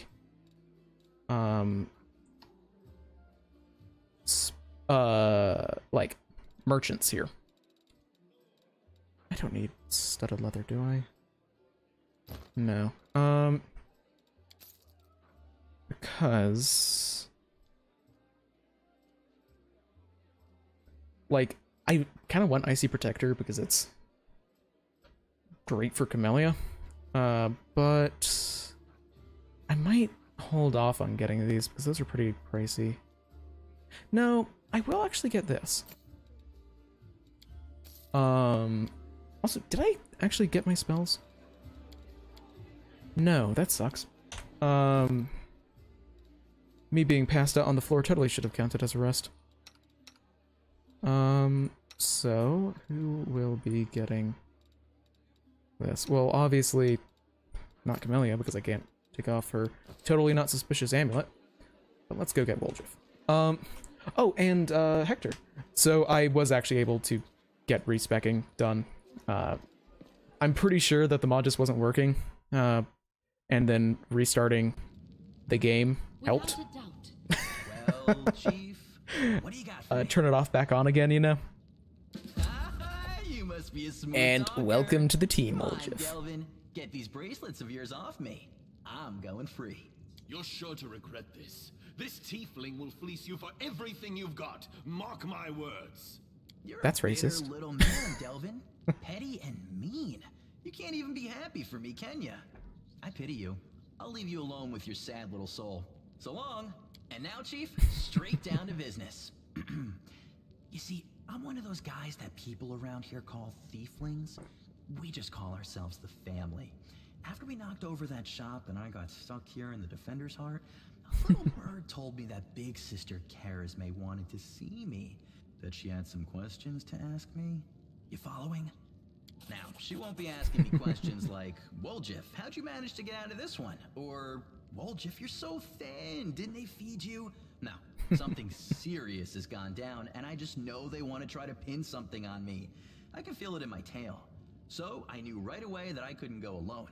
You turned up just in time, Chief. You don't need to do anything when we get there. Just stand behind me and look mean, and I'll handle the rest. Somehow. Let's go, I'll show you the way. I love Woljif. Like, there are... I don't want to say that, like, anyone in the... that, like, any of the voice actors are bad or anything, but, Woljif's voice actor sells Woljif's character so well. And also, we're going to be, respecking him, because normally, Woljif is an Eldritch Scoundrel. He's actually still gonna be an Eldritch Scoundrel, but, that means that he's a rogue, he can get dex to damage on daggers, and, like, oh, he has spell casting because Eldritch Scoundrel. But I'm gonna be respecking him because I used Woljif a fair amount in my, last game, and I actually want to use him more this time. I used him for, like, the entirety of Acts, like, 1 and 2, and then I swapped him out. But, I want to do something differently. So, I believe... I'm not entirely dead set on his build, because there are some things that I could end up doing, but regardless, I do actually like the Eldritch Scoundrel for at least one level. And he is just going to be a normal tiefling. That was someone from chat. I cannot remember their name, but yes, someone definitely did recommend that. And now we have another person that has that. And someone who actually has Knowledge Arcana, thank God. Or someone with good Knowledge Arcana, important distinction. The Knowledge World. Yes, I do want Knowledge World on him. But, so he already has Weapon Finesse, that's easy. 2-weapon fighting. Because he's still going to be a sneak attacker. And then what spells? does he get? So I want mage armor and I want shield. Oh, I get like 5 more. Okay, that makes things easier. See, those will never actually have a great caster level. But let's see. Reduce person is fun. Grease is just a broken spell.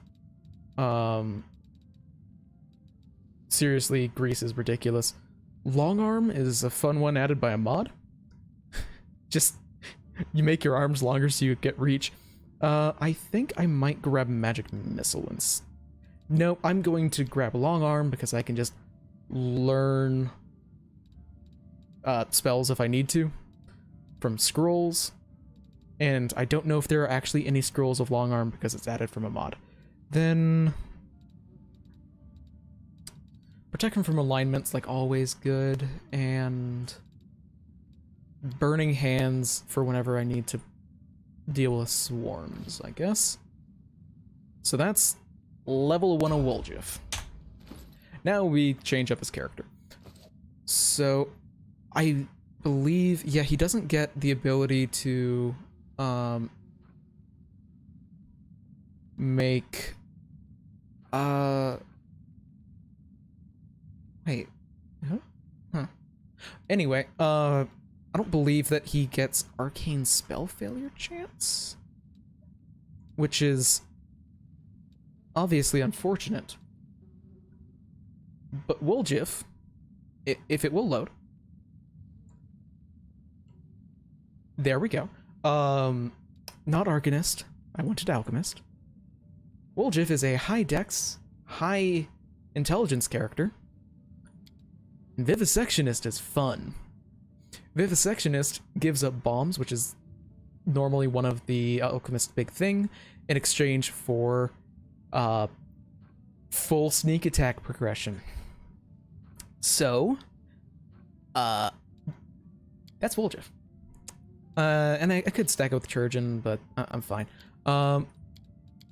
Now, and excellent. I wasn't actually certain if it was going to line up well with skill ranks, or if one of his skill ranks was going to be terrible. Oh, sweet. Shield is actually a... Damn, I didn't realize that Shield was a Alchemist spell. That is really nice. Then I'm going to be... Reduce person, Expeditious Retreat, Long Arm.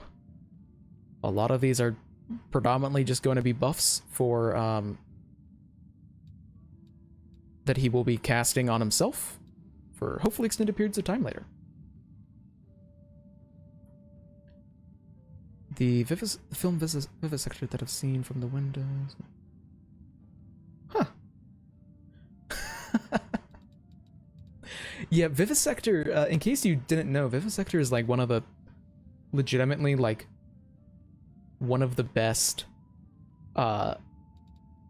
archetypes for Alchemist in the entire game. Like, it is up there for best way to do sneak attack in Pathfinder 1st edition. It is busted. And yeah, we're going all the way with the Vivisectionist. From here on out, because it's fun and I didn't play with an Alchemist. Accomplished sneak attacker would be pretty good. Just an additional d6 sneak attack. But I could take weapon focus for or no, not actually double slice. He has a, what is his strength mod? Is he gonna be +0? Okay, good. I say good, like that's actually good. I could take weapon focus, would be easy, like weapon focus daggers. Although I'd rather be using kukris. Now, actually, this might be a better idea. So extend potions, so all of his, oh, any potions, not elixirs or infusions. Fast stealth now, feral mutagen, tempting. because that would be 2 attacks, but I don't really want to go for that. Yeah, no, it is broken. But of course, I see that this game is a game for that. Oh, DR penalty. No, if there aren't any that I'm super excited, infusion's like attacks, I kind of have to get it. I really should get infusion. But I just want to double check because Slashing Grace, I don't think it works with 2-weapon fighting.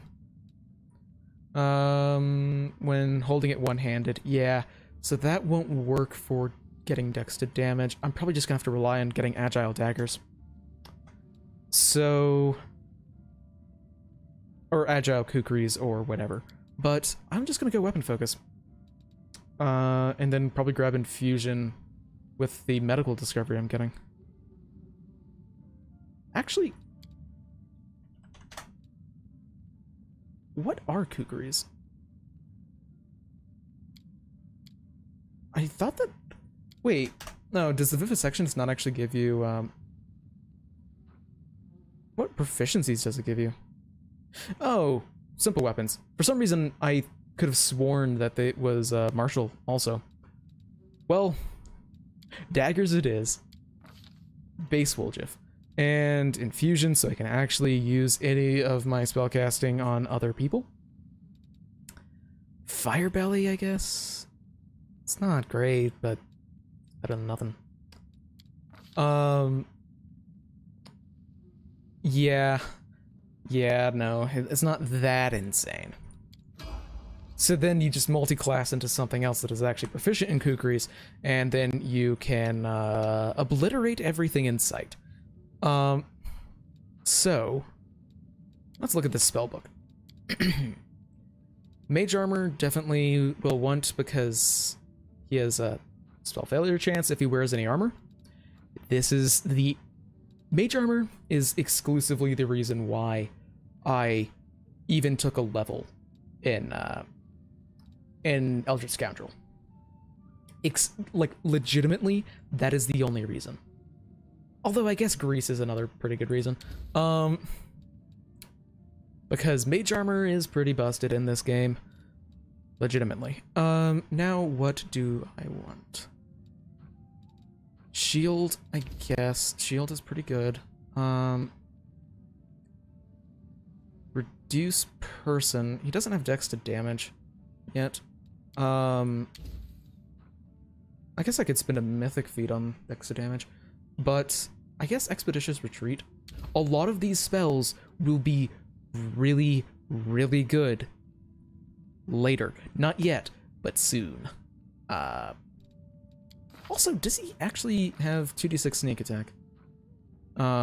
He might, is the thing. He might have 2d6 sneak attack.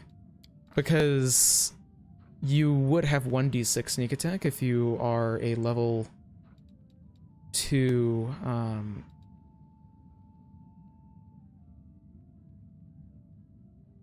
Oh, mage armor is busted in Wrath of the Righteous alone. There's a mythic ability that you can get that improves the bonus for mage armor when cast on yourself by an amount equal to your mythic rank. Which is insane because it means that you can get a higher I know at the very least you used to be able to get a higher AC off from mage armor than you could from like heavy armor. But why does he have multi-attack? Doesn't matter, he doesn't have natural attacks, but I just don't get why he has that. But anyway, that is about all that I would like to do. Just have a couple more things to do outside here before we actually go off and start exploring Canabras. But before we go off and explore Canabras, I am going to have to go to the bathroom. So, once I run around here and talk to...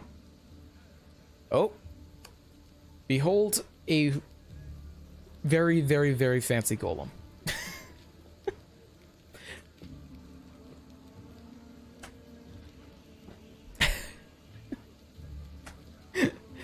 Yeah. That is I think the Prestidigitator Golem. It is basically just used for transmogging items. So if you want to use something but you want it to look like something else, the Prestidigitator Golem has your back. I think it's added later in the game. But anyway, let's talk to this guy. He's a blacksmith. He is the brother of Staunton Vane, the Crusader who ended up kind of being responsible for the destruction of Dresden. Now I do need to check because there are some, because he actually has a lot of really cool stuff.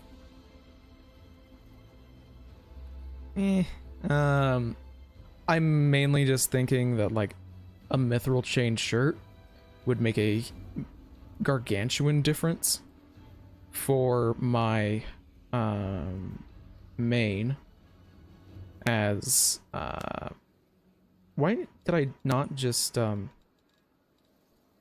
Masterwork Composite? That's actually really big for LAN.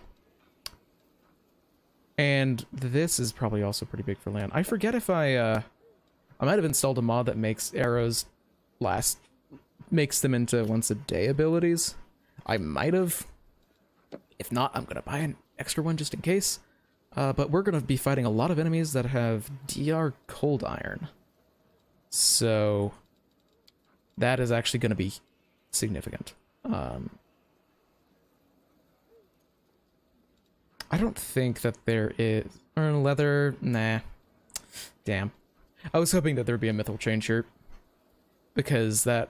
Currently my main's movement speed, I think, is 20 feet, which is gonna suck whenever we're traveling around inside of Canabras. That'll slow us down by a lot. Any of these that are worth trying to think about getting? I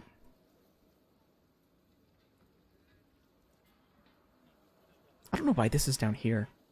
I mean, that's good, but I don't have a mount. So let's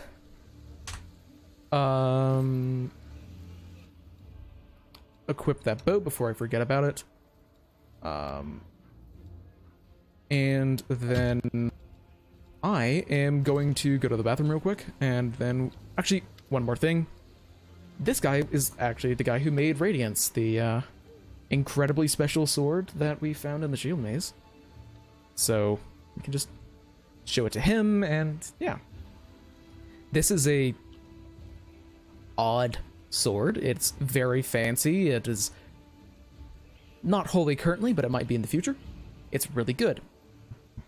And he is gonna make a new scabbard. This will be important for later. But yes, I will be right back. I really have to go to the bathroom, but I'm gonna be back in like maybe minute and a half, 2 minutes. But stick around.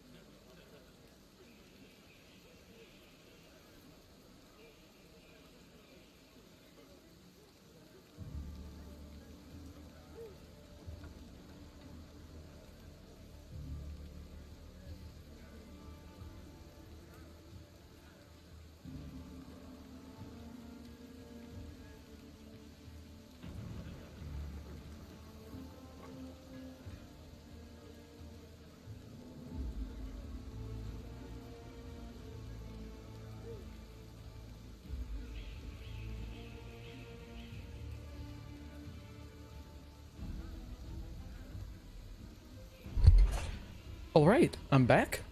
And let's actually jump into the game, because everything up until now has been the prologue. Not joking. This is the true beginning of Act 1 in my mind. So, let's try and save a city, shall we?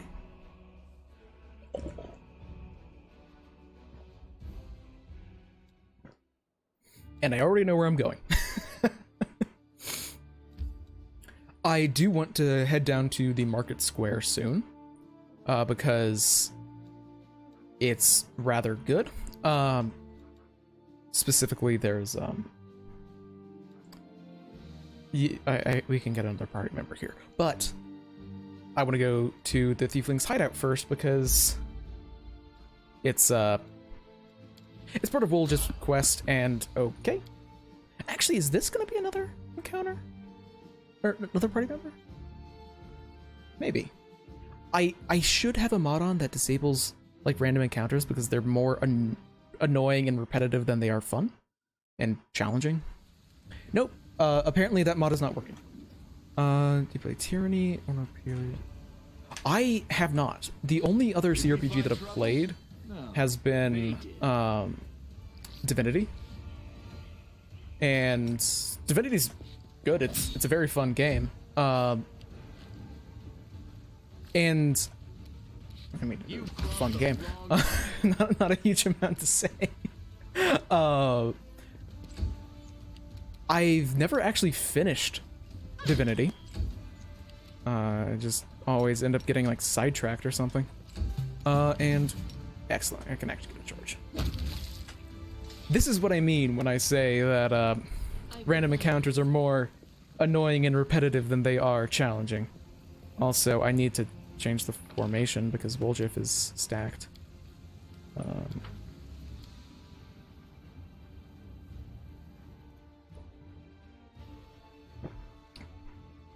Actually, I can just it should be pretty easy to double check if that mod is working, because mods, combat relief, avoid random encounters.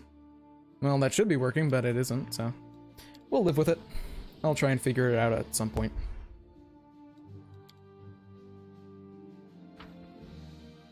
Oh, but the combat system in Divinity is great. I really love the action point system. I like it dramatically more than the 3-action system, specifically for CRPGs. I think that the 3-action system works better for in-person. But it's just a really natural system. Also, let me loot this, loot your shit in front of you. That's how this works.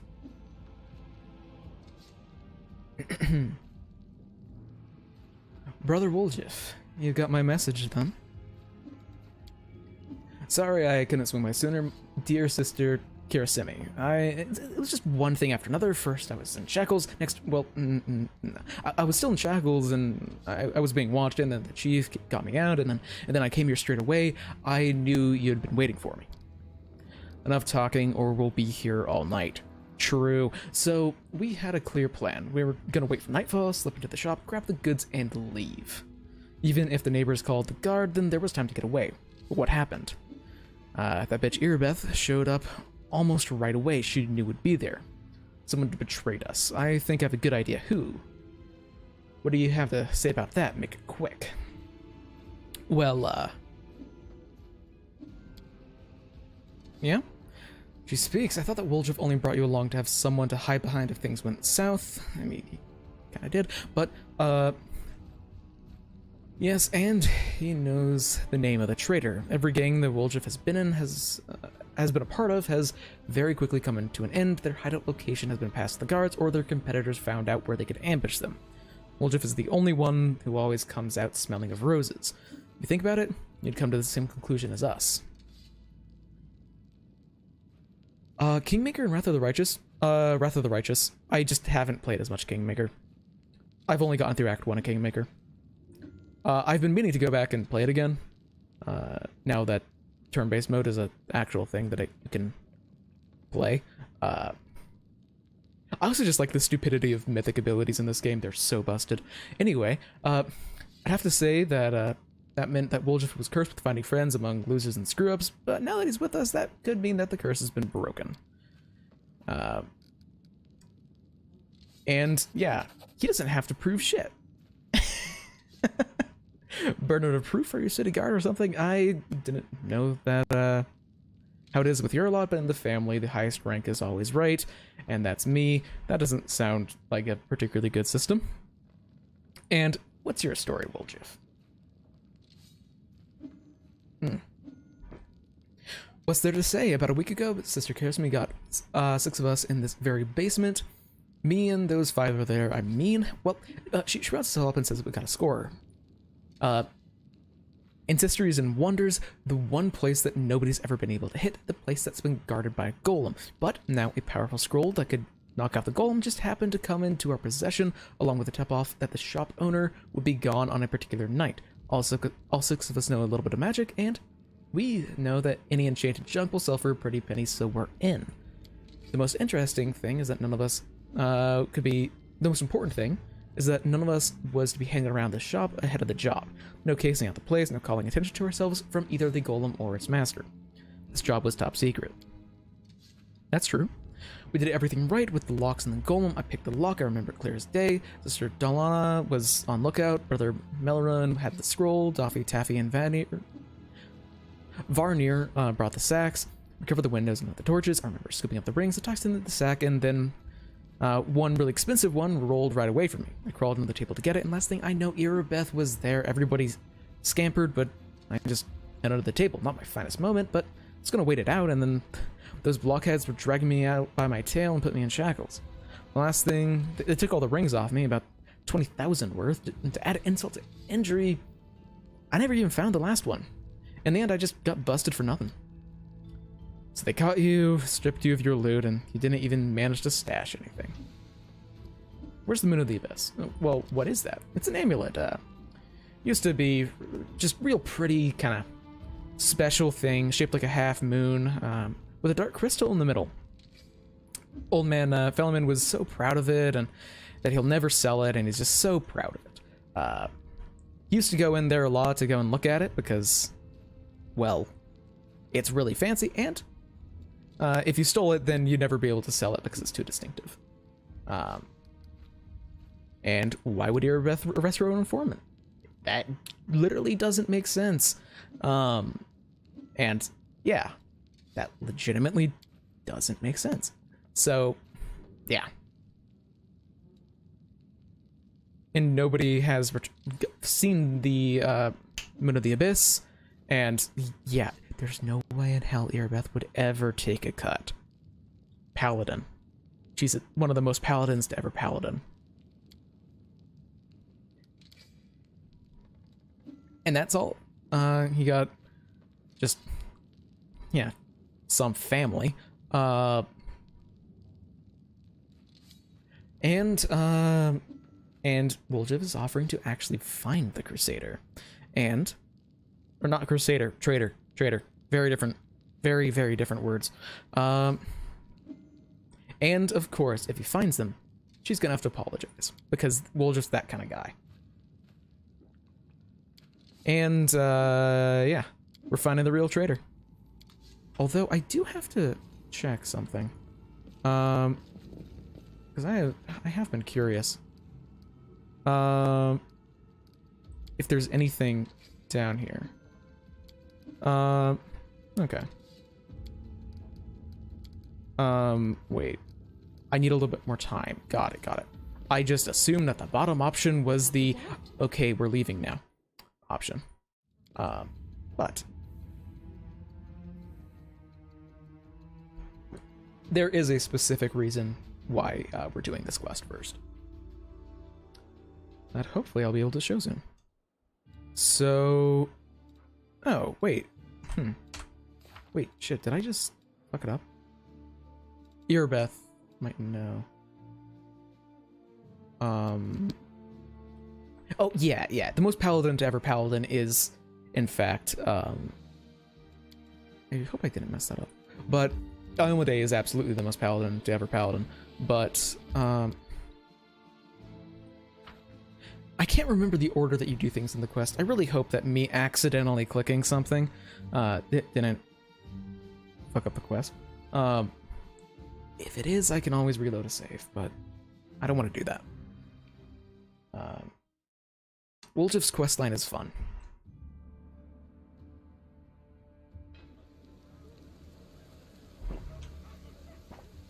Alright.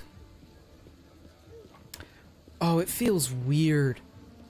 Because of course, my first playthrough, I played a monk who ended up being ridiculously fast, and how fast your movement speed is actually changes how quickly you move around the map. And she'll tell us everything that she knows because we're nice. Hood wearing his mask with long, very long horns. And the golem might know something because the head was actually intact. And the code word is Hand of Iori. So now that we've had that conversation, we can actually go to the shop. Oh yeah, but how fast you move around outside of combat. Like, when you're in the party and you're moving around the party as a group, everyone moves at the slowest movement speed, so everyone sticks together in case you run into a fight. But if you're moving a single person, like around here for instance, you move at the move speed of your character. So I was playing a monk that had like a 120 movement speed for most of the game. So I am very used to practically teleporting around the map because I had such a high movement speed. Just click somewhere on the minimap, and by the time I've left the minimap, I'm probably there already.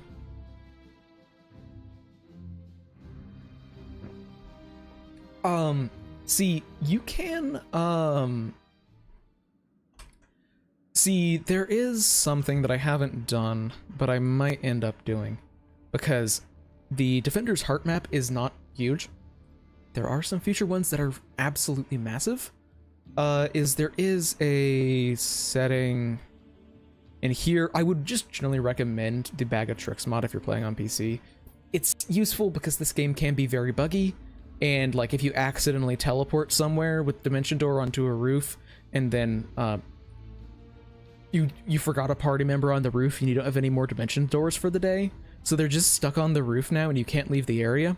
This happened to me, of just soft locking the game because I split the party up.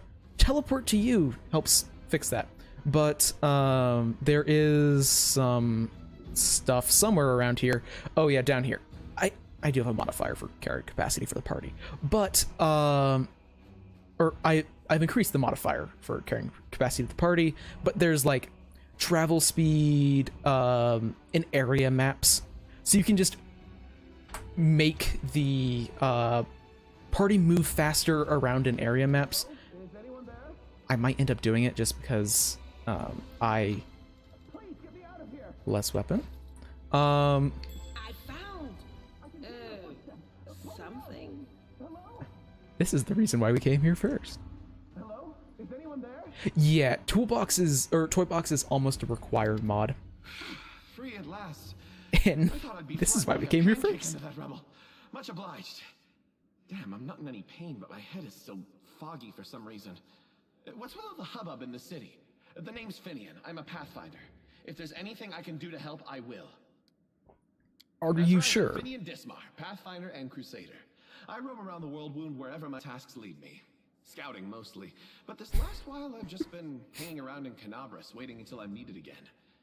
I'm bored out of my mind, but at least this shop makes for better lodging than some inn. What's that supposed to mean? I just told you. You want to know where I have been intending to make a mod list I'm for the from around description. Here, actually. We Kelets of the Star Eye clan fled when the World Wound troubles began. But I couldn't stand by while the demons wreaked havoc, so I came back. Yeah, I have a lot of mods. Did you mean to ask about my weapon of choice? Well, my best weapon is every weapon. I'm a skilled and capable fellow, if I do say so myself. I can swing a sword and poke with a spear. Yes. But what I am Well, best at he's a is dealing with Pathfinder. spirits.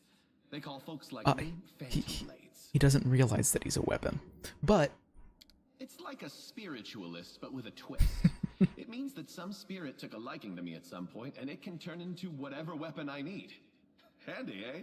I don't need any whetstones or enchantments. Doesn't take up space either. Although, to be fair, it's not a barrel of laughs. The spirits that bestow this kind of power don't come Finian from is a happy unique places, companion. and they're not exactly bright-eyed and bushy-tailed. They usually appear after great battles that leave few survivors. And, yeah, let's just... Wait, yeah. what? The last thing I saw was some thieves breaking in here. And then the guards came, everyone was running around. After that, it's a bit of a blur.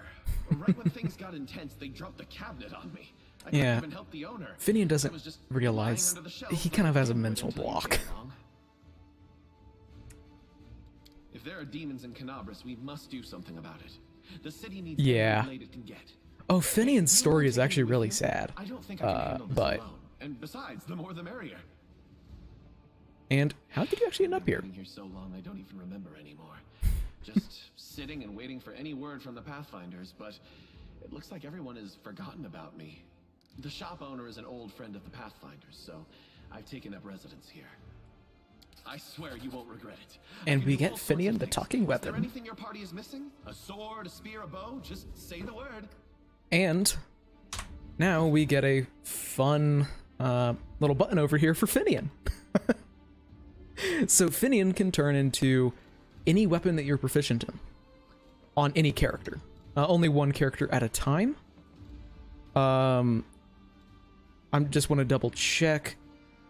Is he... he is Cold Iron. So... that is entirely the incorrect character. So yeah, hey Finian, turn into a automatically Cold Iron longbow. Thank you very much. It is also Ghost Touch. I may have gone here first specifically to get a Ghost Touch weapon. That is not foreshadowing anything, I swear. But Finian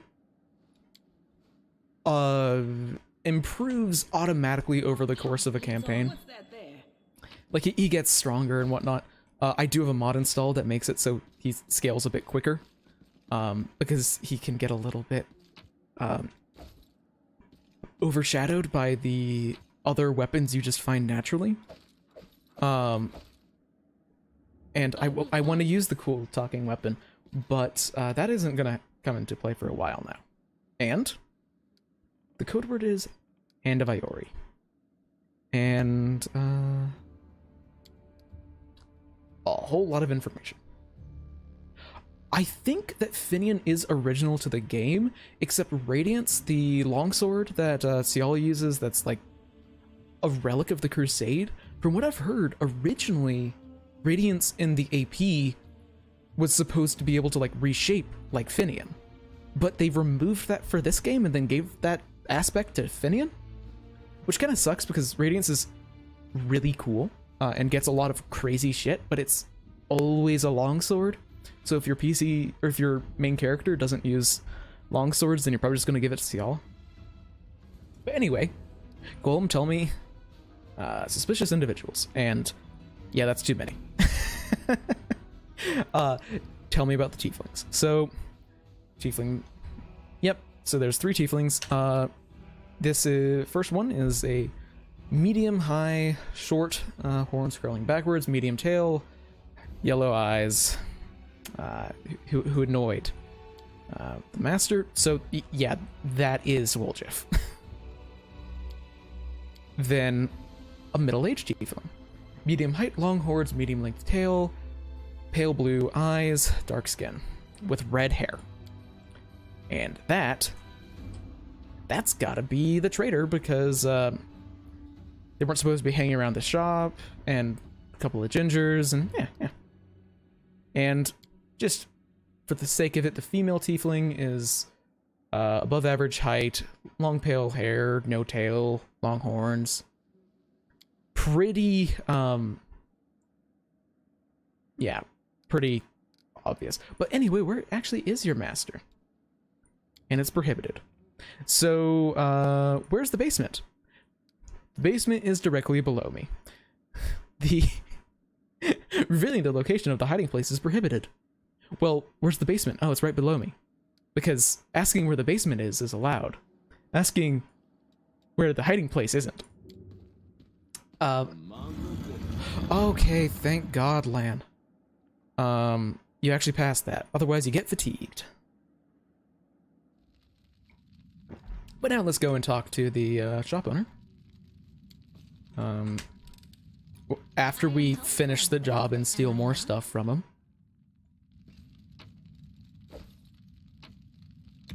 Like, including all of his wine. Oh, fatigue is -2 penalty to strength and dex. And you can't run or charge. And, this is apparently an exceptionally fat gnome. Don't look at the character model. You know, just please calm down. We're not gonna rob you. We've already robbed you. And he really doesn't like Woljif.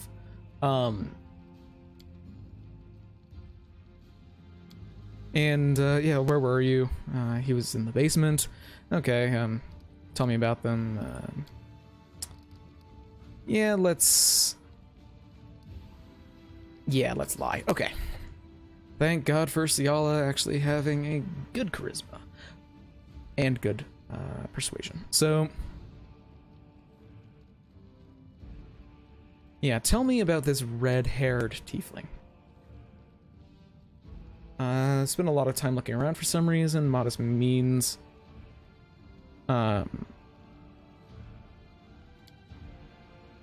And he was wrapped in a green cloak like he was freezing.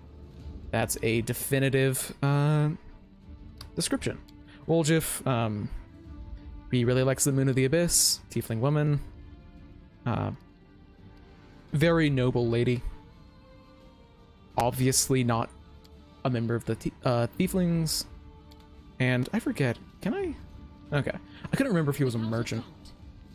Oh yeah, but the thing that sucks the most about fatigued is then you can get exhausted, which exhausted is a -6 penalty to strength and dex, and like you have a 10-foot movement speed, and it's just terrible. It's legitimately one of the worst conditions in the game, and any effect that makes you fatigued, if it's applied to a character who's fatigued, automatically becomes they automatically are exhausted. There is a spell in this game. I'm not certain if it's a spell or spells in the tabletop version, but waves of fatigue and waves of exhaustion. It's just, in this game, it's a like 30-foot cone. Every single entity in it becomes fatigued and or exhausted. Fatigue also, I think, gives you a -1 on AC. Okay. Yeah, it is frustrating. But, okay, let's take a good look at these suspects. It's just not nearly as bad in 2E. It's still bad, but it's not as crippling. Okay. So, we are looking for a redhead with a green cloak. So, Melrin and Doffy, and then green cloak, Varnir and Melrin. So that's obviously Melrin. Just double checking. Melrin is green and red. Okay, yeah. Ready to give a name? Melrin. As Woljif takes the rear, naturally, and you'll pay for this, Voltiel, and Spatria will get you in the end. Because, yeah, he's a cultist. Grab him and take him away for questioning. You just stabbed him multiple times in the kidney. Yeah, so he confessed he is connected to the cult of Bahamut, and they really wanted to get their hands on the Moon of the Abyss. The best idea that they could come up with was dragging them into it. He got the scroll, which they really should have questioned where on earth they got a scroll that could affect a golem from. Golems are immune to magic. And, yeah, he doesn't got the Moon of the Abyss. Or rather, you've got it? I want to see it. And, nope, it's gone. What are you gonna do? Clear out of the place because, cutting loose is their whole deal. I have no interest in joining the family. Let's just... Oh, yeah, but you did forget something. An apology. You promised to loudly apologize to me in front of everyone. And, yeah, so I'm sorry, I suppose, about being wrong. I was wrong about you this time. I don't think that just because you didn't act like a jerk, that cancels out the rest of your record. Say more. Shit.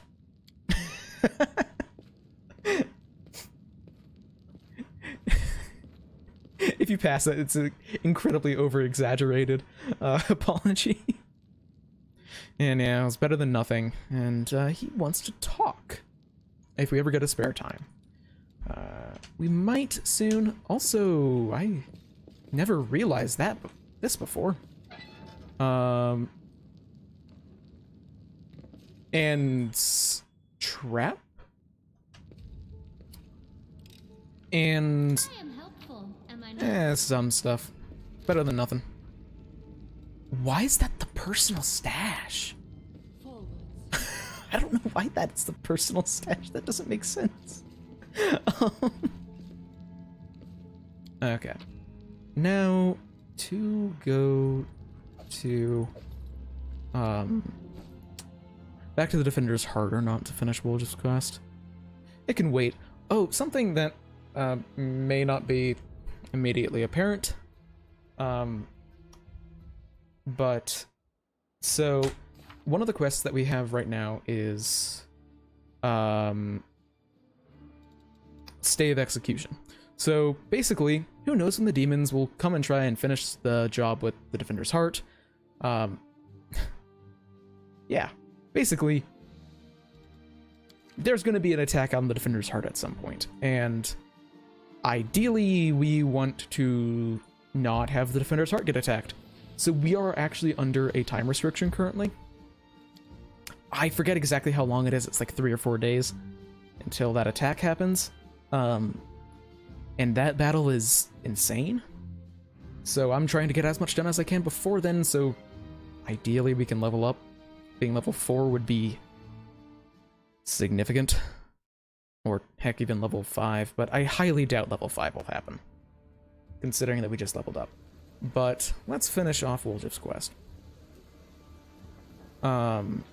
This is the only time restriction in the entire game, by the way. Everything else, every other, like, quest in the game, there isn't any hard time restrictions. But, hey, Woljif, what do you want to talk about? Chief, I got something to show you. Ta-da! A real beaut, isn't it? Yeah, he totally stole the Moon of the Abyss. That's me deep, Chief. You and I saw who the traitor was. It's just that when we robbed the shop, I went in first and took what I wanted. Nothing wrong with that. Although, of course, I did think about hiding the moon and just taking myself off somewhere warm when all this blows over. But only because I want to see the world. Is it a crime to want to travel? Huh? Is that what counts for treachery these days? Since that night, Chief, Melround didn't even set eyes on it. While he was dealing with the golem, I sneaked past them, and that was that. I just realized that I think that there are 3 companions in this game that I would genuinely describe as glorious bastards. And I like that. Woljif is definitely the most morally gray of the glorious bastards, though. Do you really not remember it? Oh, I thought you would appreciate it. It's from the old man Fileman, the owner of the Ancient Trees and Wonders shop. It's the pride of his collection. The Moon of the Abyss. Woljif is just out for himself. Crafted by an unknown maker. When I think of how much this thing is worth, it makes my head spin. Yeah, so Woljif is just out for himself and is fully willing to just joke around and, you know, be a little bit of an asshole, but in a way that's fun. And then,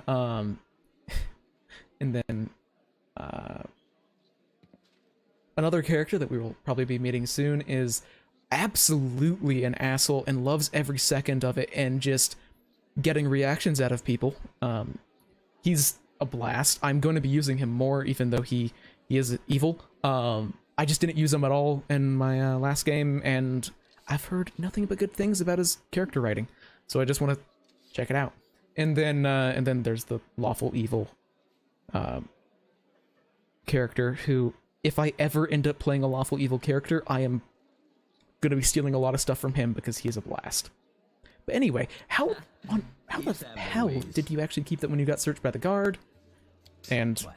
yeah, She would slay me right away, you mean? You saw how antsy she was over Canabras and all this. So I did it. I took the Moon of the Abyss. But I didn't go to Erebeth. And Big Sister wouldn't hear my explanations. She doesn't have the time. I even thought I'd hide the moon somewhere, and then when all the noise had died down, I'd go get it and make a run for it. I'm sick of the thieflings. And they never appreciated me anyway. Why, she asks. It's expensive. Pretty. And you know, it's my amulet, actually.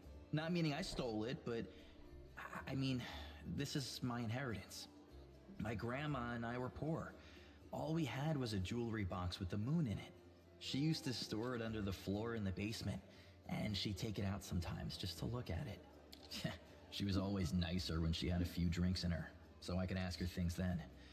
One time I asked where she got it from, and she said it was from a demon. You know, the demon who was my grandfather. He said the moon was to be passed down. My mom was good for nothing and nobody, so that's why Grandma decided to keep the amulet for me. She used to say it would be mine when I grew up. But she couldn't wait until I grew up. She squandered my inheritance when she became a drunk. Took it to Fileman's shop and pawned it. He gave her some coppers for it, and she didn't even haggle. Just grabbed them and ran back to the tavern before last orders. I've been going to Fileman's to look at the moon ever since I was a kid. He chased me away, but I just kept going back, so eventually he gave up. He didn't skimp on security. The place was like a fortress, so he wasn't worried about a street rat like me pinching anything. Even when I got more skilled, I couldn't get any closer to it. One day, I had no one to go with. Another day, there were only oafs who'd never stolen anything more than a church donation box. But when Charisme had planned everything out, I realized I had a chance to get the moon and move away from here. Maybe to Garand. I hear it's warmer there. I've stayed with the family for too long. I hate that that pronunciation of Garund. Garund? Yeah. And yeah, don't try and steal from people that you call friends. That's not nice. Family, friends. You know, some people don't believe in gods, so gods don't exist for them. And I don't believe in family. All that heartwarming talk about sticking together. Ugh. People like to say those things, but when push comes to shove... Woljif, you don't understand. You're going to be my friend. Sister Charisme used to say that us tieflings were one family, and you see how that turned out. No, that's Did you Galt. hear that excuse for Galt is the, I did the right thing, and I was right like, to French water Revolution-inspired us land. stealing the Moon of the Abyss. Everything turned But out as it Garund should. is the continent below Avestan that has, like, it's nice having you here, Kernifogo. And I will, see you next time. I'm intending to stream this time next Monday. I won't be able to until then. Just, I'll be busy. But, yeah, Garund is just the continent below Avestan. With, like, Assyrian and Katapesh and the Mwangi Expanse and all that. Impossible lands. Whatever you think, I owe you. I'm not just a thief. I have my own business selling things. Thanks to you, I'm still in the family. And well, I mean, we have the black market sewn up in this city. It's a good way to sell valuables. So, if you need anything, This scroll or is- something, just say the word. This I is have a the little portal to where stupidest people thing in about Erosium, Wolj, by you the put way. a note there, and you get what you need. I can't get you anything big, but what they do have Oh, is all Woljif high is quality. great. Nothing's too good for you, Chief. What's mine is yours. For a price, of course. Yeah, this is the thing that doesn't make sense about Woljif. So, show what you have from your Thiefling connections. Because he has a fucking portal to the capital of, of Mendev? How? He's a shop. I don't get it. But he's got it, I guess. Oh. Wait a sec, he can learn that? I didn't realize he could learn Slipstream. That will actually... that'll be good eventually. Quarterstaff of Slip. Okay. Yeah, let's just bulk sell some stuff. Yeah, no. This is basically just... I'm like 99% certain that the reason why Woljif has access to... why he's like a permanent shopkeep, I'm like 99% certain that that is because of that there are times in the game where you might not have access to a shopkeeper, and or that you may kill shopkeepers. So I think that he is there as a way of the game saying you're always going to have access to a shopkeep unless you kick Woljif out. So it's convenient, but also like, why?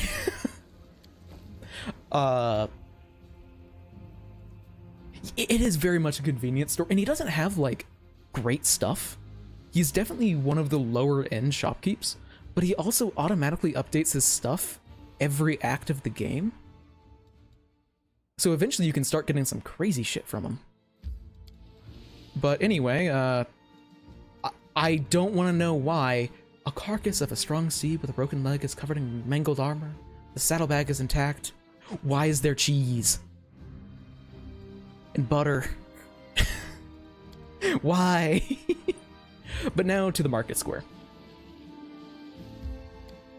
And this is going to probably be the majority of the entire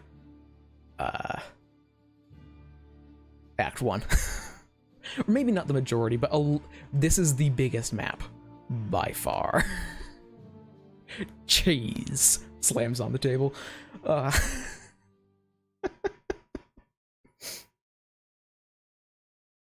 of related to that, chapter I am in Act 1, I have only really just started going around Canabras.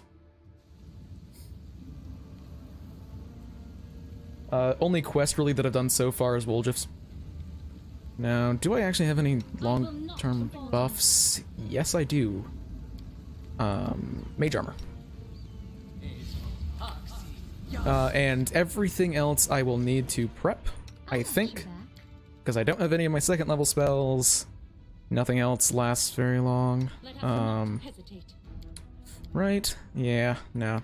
Just don't have any long-term buffs yet. Class archetypes. Chance is a Crusader Cleric. Shalyn using a Dex to damage Glaive, because Shalyn's cool like that. Ciala is a Primeless Spell Eater Blood Rager with the Celestial Bloodline. Camellia is a Shadow Shaman. Lan is a Zen Archer for now. I really want to level him up because I've got some weird shit planned. Woljif is a Eldritch Scoundrel 1, Vivisectionist 2. I'm probably going Vivisectionist the entire way. And yeah, still on a medium load. Taking off this doesn't change that, does it? No. I just need to get some mithril armor. Damn it. Anyway, let's get into it. Pretty good, aren't I? And thank God I actually have someone in the party now with a decent knowledge arcana. And yeah, magically enhanced earthquake. Let's go. Discari hit the ground once and changed the entire city. Why did the camera move? Oh, that's why. So, no, I'll tell you anything, or everything. Just don't hit me. I never stole nothing. I just only joined the Thieflings. It was them, back there. They found an underground passage to the Great Garrison, and they've been nicking stuff out of there ever since. Low down, even tow rags, that's what they all are. But I had nothing to do with it, I swear. Hey, Brother Gord, is that you? Brother Woldriff? I thought you'd been pegged in Airbeth jail.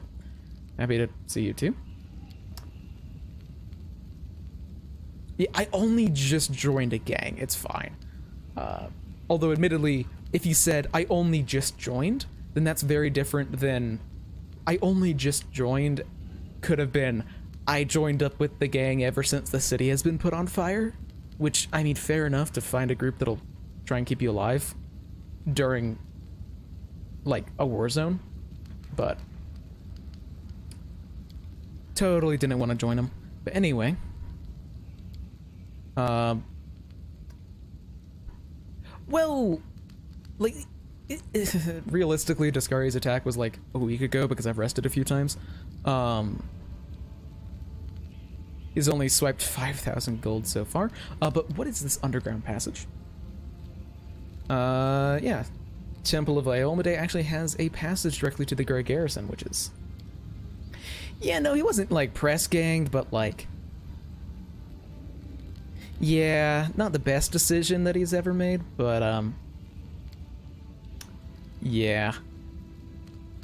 Yeah, so why are you actually afraid of me? Because Crusader, but, can I help you out in any way? Well, See, the thing is, I do genuinely feel, sympathetic towards the Thieflings, just because, Mendev is horrible with its treatment of, Tieflings. So, like, yeah, go on your way.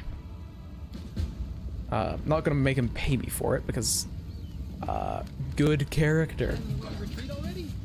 Behold, the all-powerful Dretches. And... Okay, come on. You can't let me make a joke about Dretches being pushovers and then miss. My god, Finian is so much better than... Yeah, I'm just gonna delay here, because... I want the Dretch to get closer so I can try and get flanking.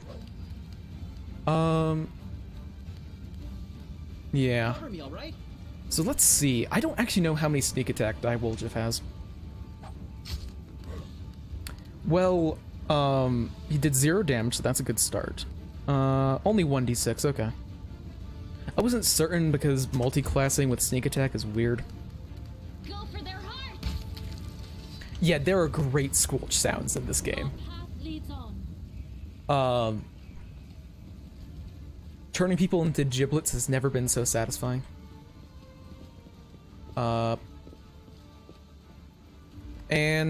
But here's gonna be a fight that Woldriff is better in because he's fighting things that don't have a DR.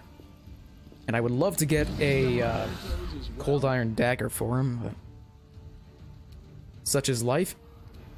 Oh, I do win initiative or surprise attack. So I guess Woldriff is actually gonna go in. I'll cut you wide open.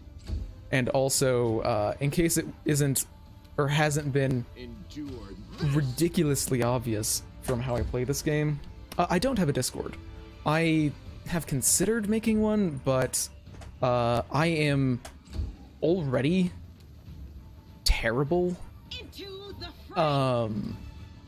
at like managing my own like personal Discord stuff. Like I'm just really bad at like responding to messages and stuff, so I don't necessarily know if it would be a good idea to rely on myself to moderate something like that.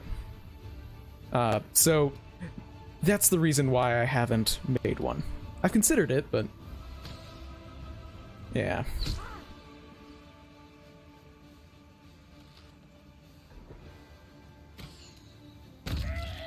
Okay, the illusionist is down. That's good. Let's try and get this guy down, I guess. And hey, 2 of them are frightened because Marching Terror is fucking overpowered. Oh.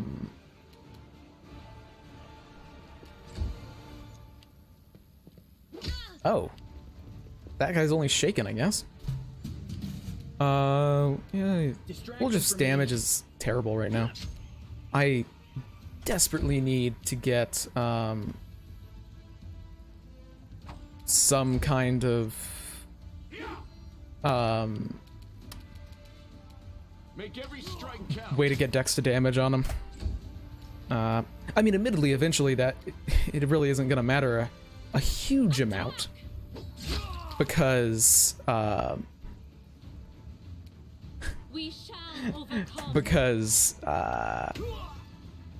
once he starts getting more and more and more sneak attack, how much... Oh, wait, what? How are they in that fight? Like, legitimately, I don't get that. There's some Crusaders down there that we're actually headed to, but I didn't realize that, that if they ran away, they'd get in... That they would get into that? What? What? I am so confused. But this is where we're going. And yeah, witches are really interesting in 1E. Debuff extraordinaires. Although...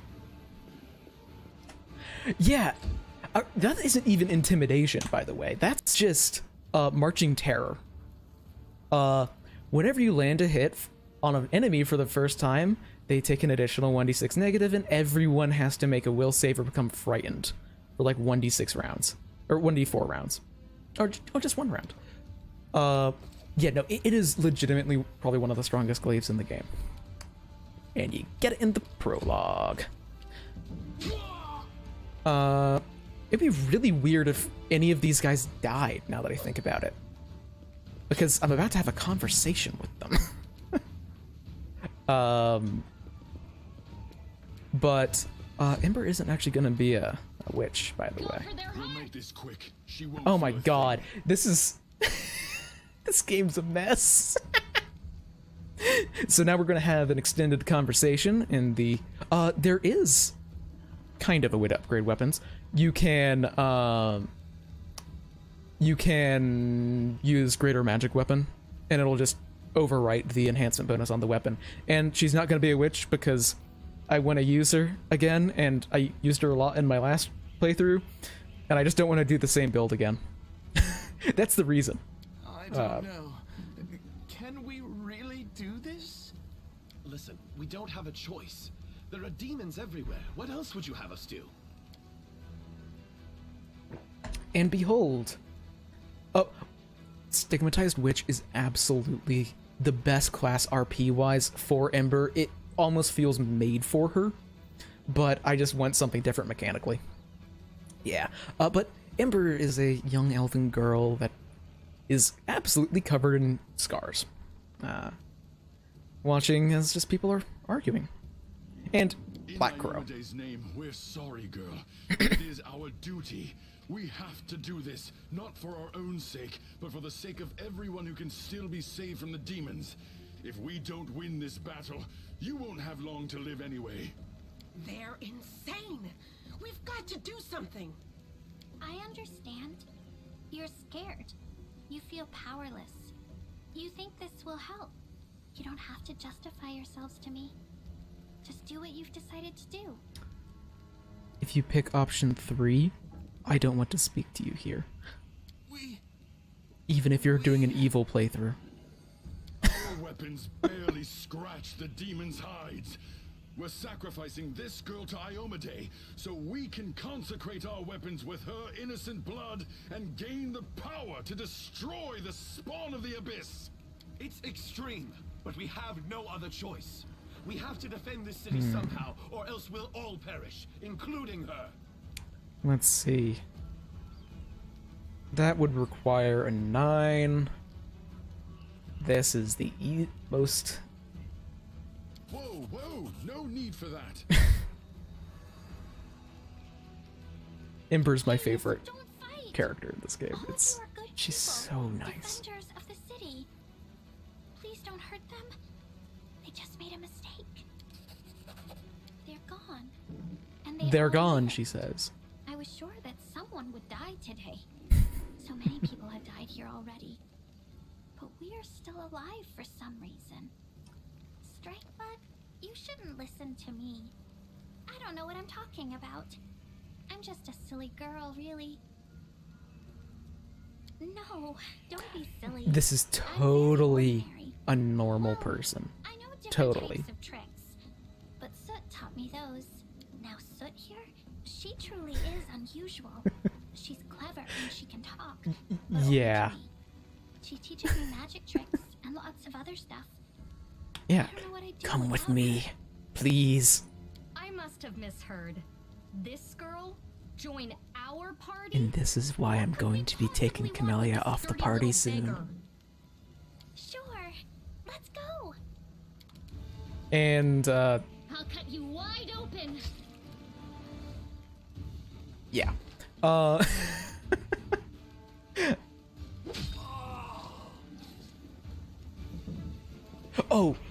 yeah, no, like Crusaders are idiots. Or rather, there are some Crusaders that are like paladins. Others are just like people. They're just like conscripts and just lived in Mindev. But so this is Ember. My game is struggling, but this is Ember. I don't particularly want the Psycho in my party, but it's more that I'm getting someone else soon who I didn't use very much that I want to use. A very different Psycho. But, we have the, insane evil aligned character and the insane good aligned character. I love Ember so much. She's great. But Ember is normally a stigmatized witch. Oh, not Greybore, no. And you don't get Greybore for a while. You get him in Act 3. Talking about Darren. But, yeah, so Ember is normally a stigmatized witch. So she's a, for those who don't know, stigmatized witch is a spontaneous spellcasting witch that uses charisma.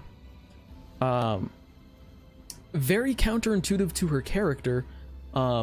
Ember is she's absolutely incredible at being a blaster caster. She's probably the best character in the game for that. Especially with Hellfire Ray, which totally makes sense for her character. Which, in the tabletop version, sends people's souls to hell if you kill them with it. But we're gonna ignore that because that's not how things work here, apparently. She has the Blackened Curse, yeah, which gives her a penalty on attack rolls, but it gives her a bunch of fire spells. She was burned at the stake and has a bunch of cool magic powers. Ember's fantastic. She's no longer going to be a stigmatized witch.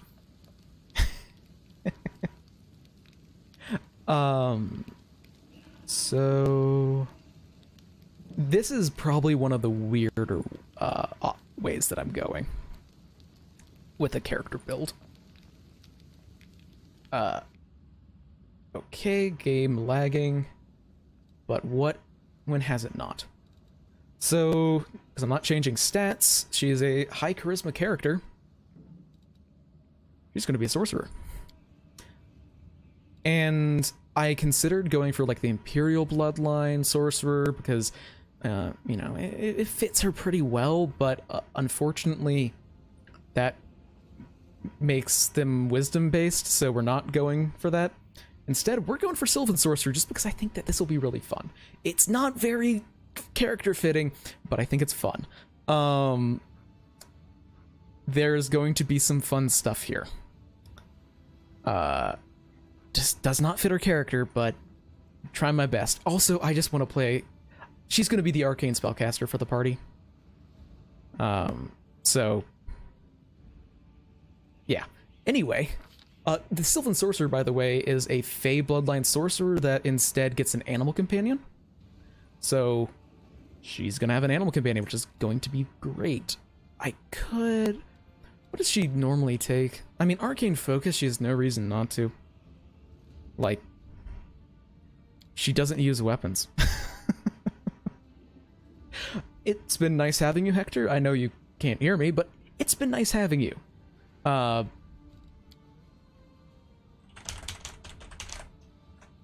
There we go. Gotta find a way. But, yep, bye. Then, what could I take? I mean, long-limbed would be boring, but good. Moonkist, nah. I'm just gonna take Arcane Focus and that's it.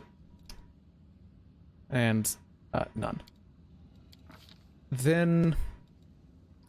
Yeah. Then, okay, so... Persuasion and UMD, I know I want. Then... Maybe knowledge, another person with knowledge arcana? Yeah, that'll do. Then... Okay, because I'm thinking that I want her to be a utility blaster caster.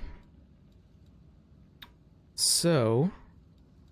Like, I basically want her to fill the same role that she does normally, just with the arcane spell list instead.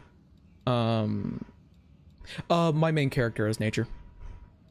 And has a better wisdom, so... I also am heavily considering grabbing, Scribe Scrolls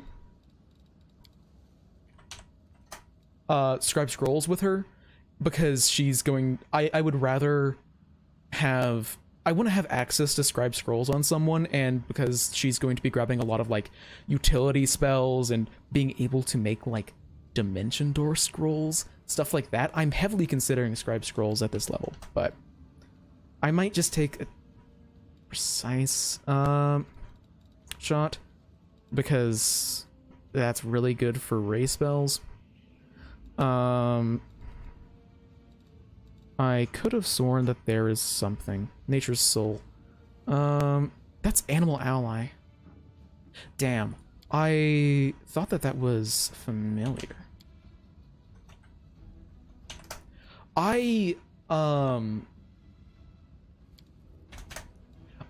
generally haven't used it very much. I didn't use that many scrolls. The one time that I did is, at the end of Act 3, if you know what the end of Act 3 is, like the very end, the last dungeon that you go through, there's one encounter where you run into some swarms. And I did not have many blast spells prepared on Nenio, or blast spells really on anyone, so I just had to start pulling out scrolls of like Tsunami, and I barely survived by the skin of my teeth. As in, there were 2 characters remaining alive. Also, yeah, point blank shot is automatic with mods that I have installed. But combat casting, maybe. Spell focus, boring but good. Spell penetration, never mind. Spell penetration is, I think, the definition of boring but good. And now we get to the funny stuff. Because we're taking a leopard. Leopards are fun. I was trying to decide between leopard and velociraptor. Oh yeah, no. Kineticus kicks swarms ass, because everything that they do is good against swarms. A very sweet girl with a cat that will eviscerate you and eat your entrails. I think Mage Armor, she's gonna get more first level spells, but Grease and Mage Armor are the basics. For level 1. Oh no, she's not gonna have any spells, is she?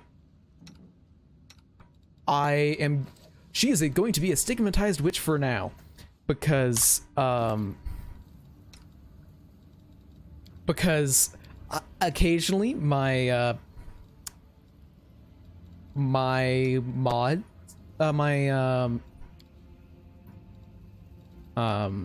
occasionally the respec mod that I have just decides it doesn't want to work. Actually, no. We're going to save and reload and try and see if that will work. Because, previously, whenever I was, like, in the last stream, I wasn't able to respec, and then I was able to the next day, when the only difference was saving and reloading. Wait.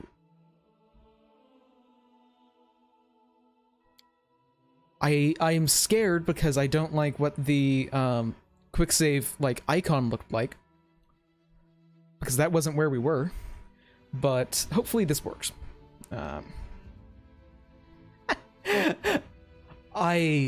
Just so you know, I changed my character build in like character concept entirely the day before I started this playthrough, because I was going to be going for a lightning kineticist, and absolutely suffering for the entirety of Act 1 until you get your ability and you can just allow yourself to ignore electricity immunity.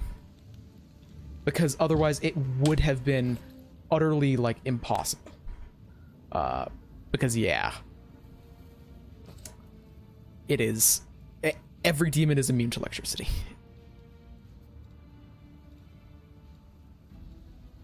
Sorcerer. Imperial. Or Sylvan. Not. I have no idea how on earth I ended up on Rogue, but, also, I'm just going to get this out here for those of you that are here, but, I will most likely be not streaming for a huge amount more time, especially because this is the Market Square is a huge map. Because I haven't had lunch, and I'm getting very hungry, so,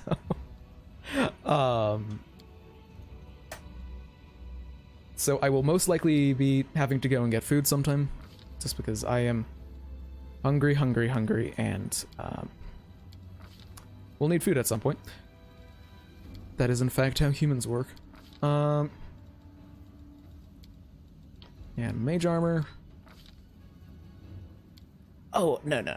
Like, I want to keep on going. Oh, sweet. That saving and reloading does the trick. What the heck? Where did her rank go? She got 3 spell ranks last level. I might have to just look at that in Toy Box, because sometimes things get a little bit buggy. She should have 3 ranks in Knowledge Arcana. That's just confusing. Okay, so Precise Shot. Yeah, I'll need it. Then... let's see. Maybe Magic Missile. Magic Missile's super basic, but it's not bad. It's a good fallback option. And in terms of other spells that I might want, Shield. Shield, that's personal only. So then maybe Expeditious Retreat. Those are probably the only other ones that I would really want long term. But I can get those on other people, so Magic Missile. Because that's just an excellent fallback option to people. And Entangle.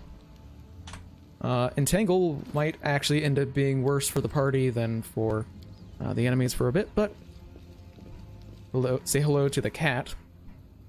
Look at this friend. But so what was I thinking of taking? Because I don't want to give up multi-attack. That's pretty important. This is probably going to be more of a tanky sort of character rather than expressly built for damage. Record, no. She could write it, but at the same time, she's not gonna be very tanky herself. Racer would just be funny because it's fast as fuck.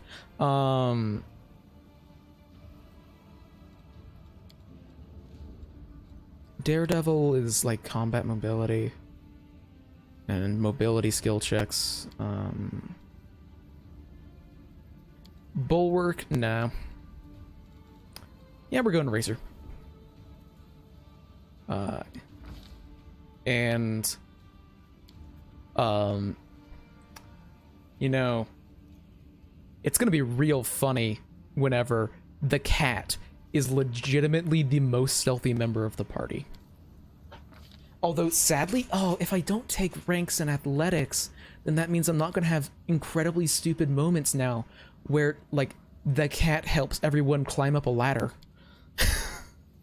Because of my last playthrough, the character who had the best athletics for the majority of the game was, in fact, Ciala's horse. So, it'd be like, oh, we have to climb up onto a roof. Go get it, horse. Let's see. How silly do I want to be with this? Well, I don't have weapon. I don't have a +1 BAB yet, so I can't take some stuff. I could, let's just check. So crane style is really good, by the way. If you can get it on a animal companion. Oh yeah, I can't even take that for a while because I don't have a +4 dex. So that means that these feats are actually the only ones I have right now. Blind fighting, boring but good. Dodge. Dodge is probably what I'm gonna take. Yeah, dodge. And oh, name. What would Ember name a cat?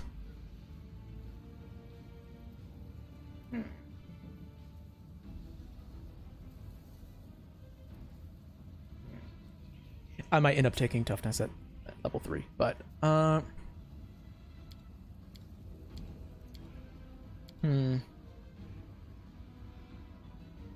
Hello there, project cancelled. Let's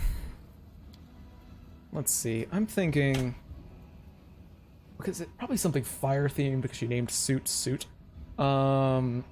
Maybe how about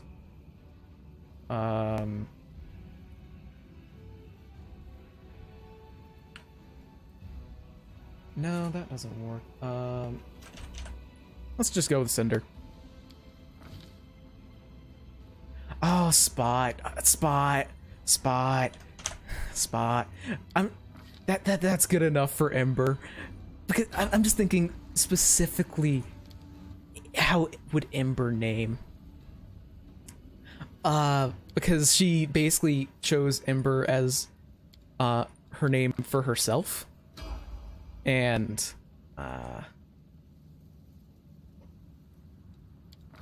so like I was thinking, and then Suit for her crow's name normally if you don't take her out of her normal class.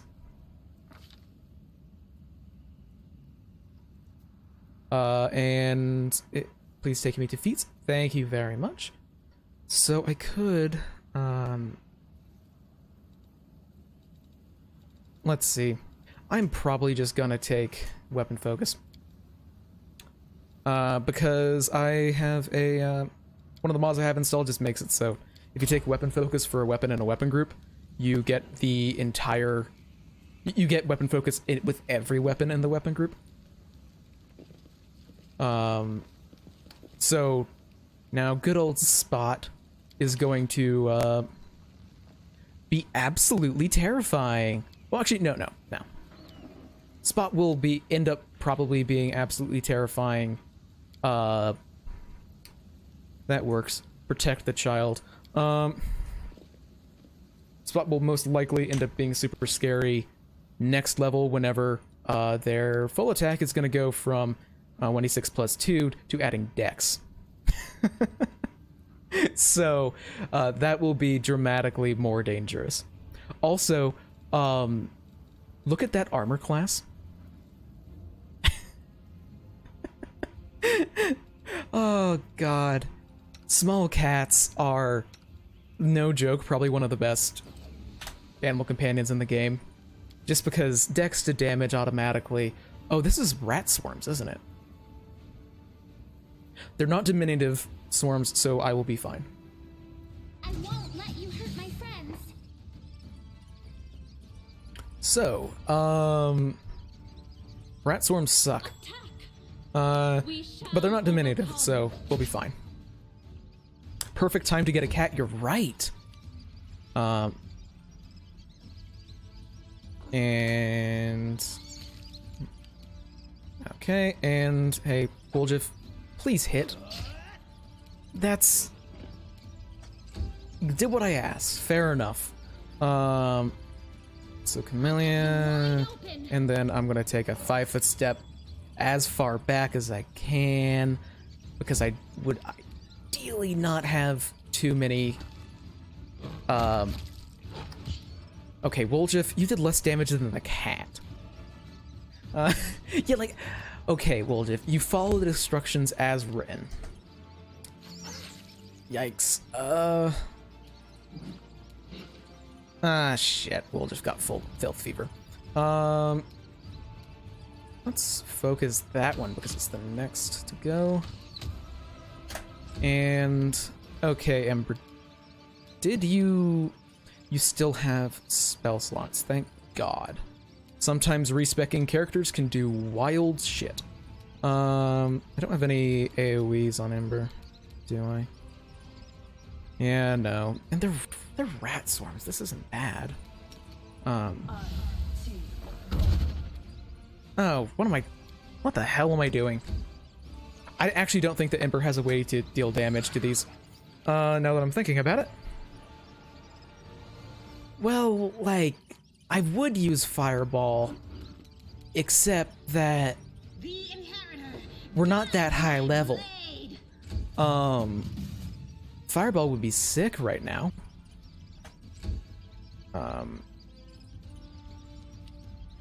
Oh, Camellia was the one that got filth fever. Okay. And Woljif is just gonna run over here, so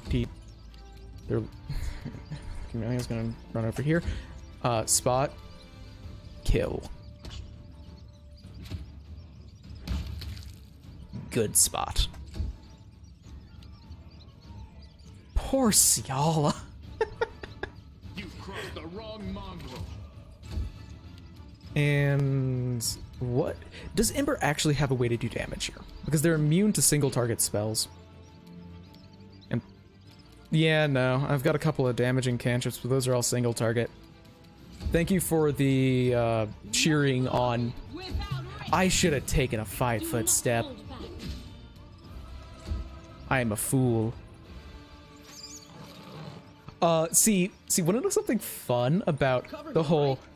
Oh, your party is also in the AoE. The spirits demand your blood. So something fun is, hey Ciala, what's this ability you've got? Blood Sanctuary. Oh, +2 bonus on saving throws against spells that you or your ally cast? No way! It is literally just so Blood Ragers can drop like fireballs on themselves. It's great. And please disable that. I hope you appreciate this. Yeah, no, it's great. I just really am looking forward to when I don't have to worry about micromanaging my Blood Rage, my rounds of Blood Rage every day. +1 hide. That's not gonna be better than what Ciala currently has on. And literally everyone else in the party, yeah, not better. Because everyone else in the party is either wearing light armor or no armor. Okay, so it's totally not suspicious house. Seasoned wings and thighs. Yes. Oh, I don't have a way to remove disease, do I? Well, I was just gonna have to tough it out. Yeah, the charges on my monk were so stupid because I had pounce. From being a Kitsune and Vulpine pounce. So I averaged it out at the very end of the game when they were mythic rank 10, so like 2 fights. The average damage on a charge was 1,418, I think. And, you know, let's finish the summoning ritual after saving. See, because I know that there's a boss fight that you get by doing this, and I want to do it. Don't blame me. Ow! Jesus Christ, why did I do that? Well, no boss fight. Vulpine Pounce is a fantastic feat. It just gives you, it's literally just, you can't. Like, the option isn't there. Although I guess I could see if Toy Box allows me to do it, because I just don't like it when skill checks don't allow you to, reset interactables.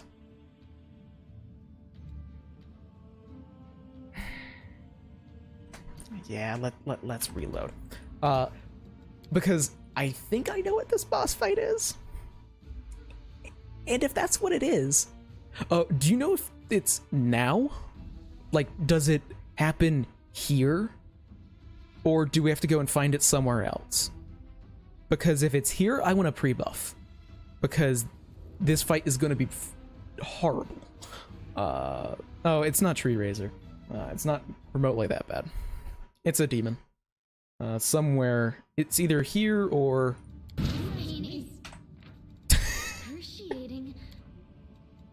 Okay. Got it. Because if it is what I think it is, God, I don't want to deal with negative levels. Oh, yeah, I think it's a Nabzu demon, right? Mispronouncing it, I just know it's the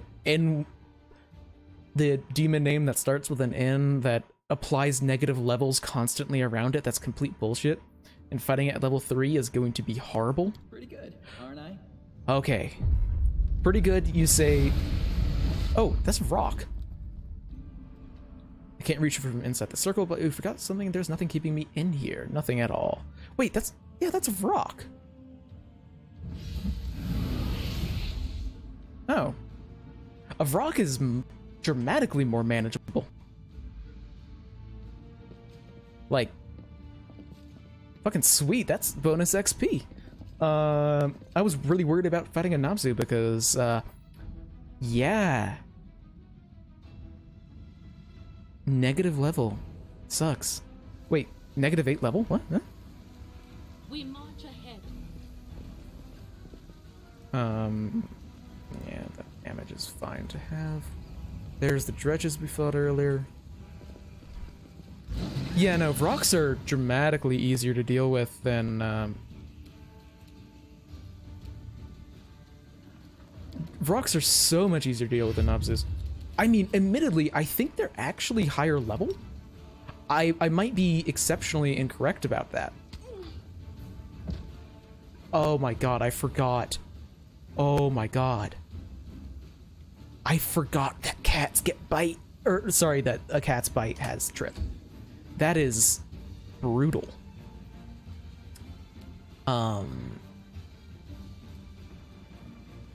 Now... Oh, yeah, I forgot I haven't set up everyone's, everyone's actions or hotbar. I did it for, like, these 4, off stream. Because, setting up hotbar stuff is not exactly what I would call engaging content. Yeah, no, something that just hits hard, okay, that's fine. Admittedly, the whole mirror image and spores is actually going to be pretty frustrating. Oh my god, they're gonna... Okay, they're not running towards another fight, thank God.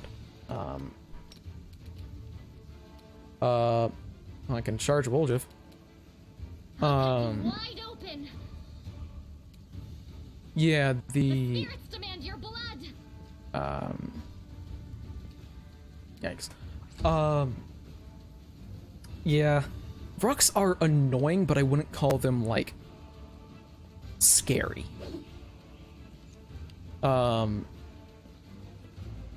Oh god, he's joining in another fight, isn't he? There is another fight over there. Yeah, let's just do this. I do have a mod install that makes cantrips scale slightly with damage. Not a huge amount, mind you, just a bit.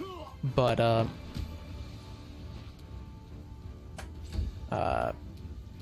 distract them from me.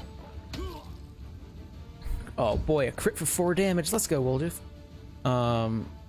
I say that sarcastically, like I wasn't the one that changed your build, so you don't have dex to damage.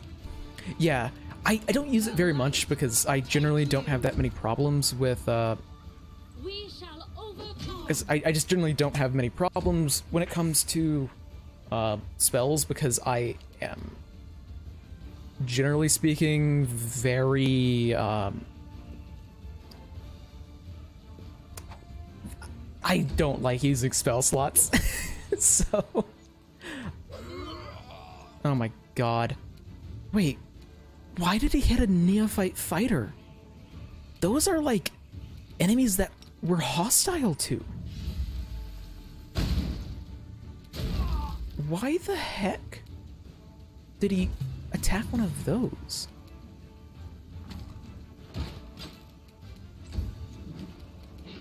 Time to share your treasures. And now we delay because I don't particularly want to immediately get into it. Yeah, especially once you get like abundant spell slots, abundant spell casting, just the world changes. The world is your oyster. You've crossed the wrong mongrel. Just like, okay, although I will say the one spot where I did actually have some slight problems with spell slot management was on Neo. Because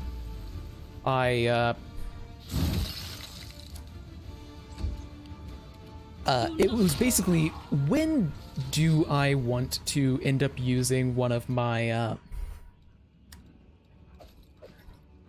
have to think, I'm very hungry. When do I want to use up a, Phantasmal Killer? Because for Ninio, it was mostly just, okay, I can Phantasmal Killer something and it will die, or cast Weird and the entire encounter is over unless they are immune to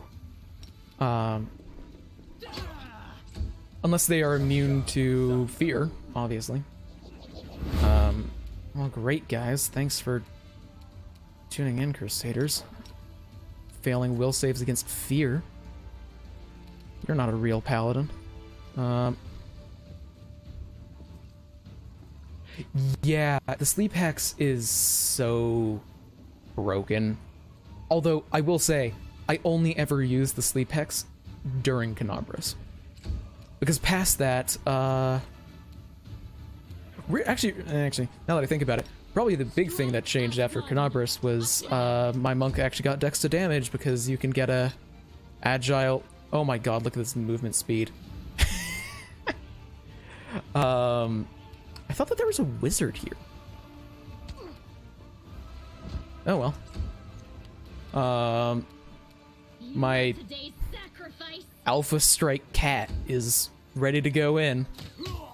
And I actually wish that they went for the cat.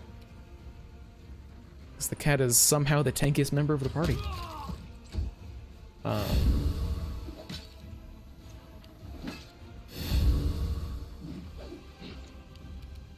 Okay, and let's just firebolt this guy. Yeah, no, like, I am looking forward to playing or having an animal companion that's, like, actually, like, really good for combat, because Ciala's horse in my last game was basically just a tanky mount. That was their, like, role in combat. Admittedly, they had the second highest AC. They were very tanky. Like, they had, like, something like a 60-ish armor class at the end of the game.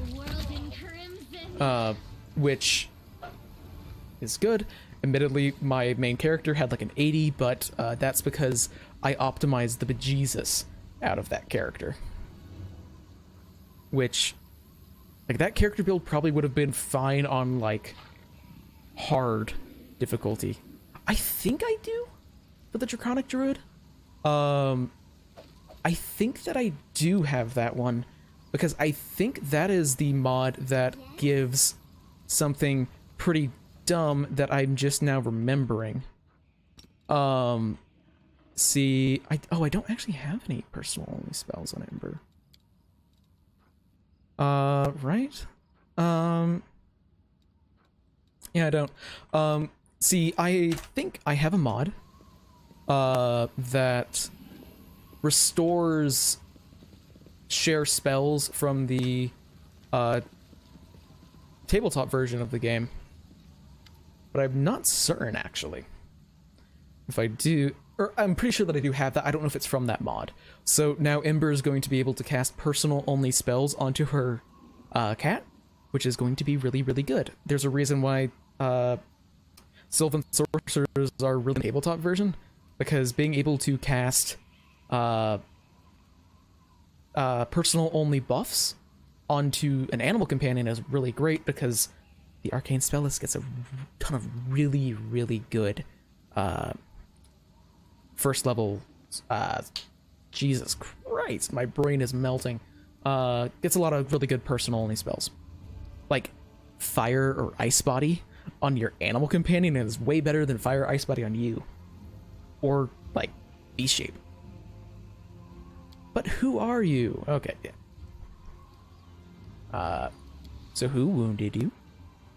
Oh, yeah, my stomach is not happy. I had, like, some rice and some eggs today. Yeah, well, I might be able to heal you. But first, let's see if I can get this. Seems like a drow. Very strange to see you here. I might be able to heal you.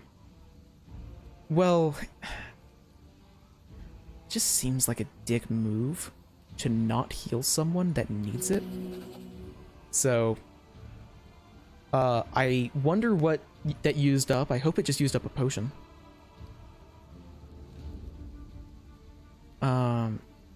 And you are a drow. Yeah, figure that out. But we know who you are. And fuck. And I do actually believe you here.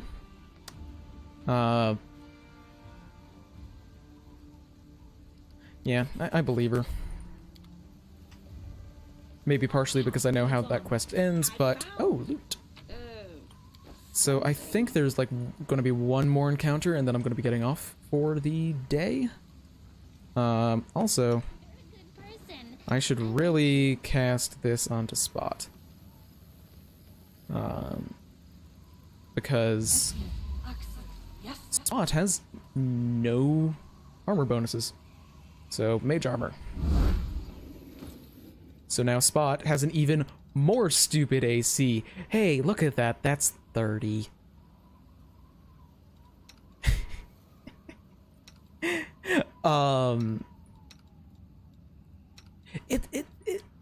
It's a fun quest.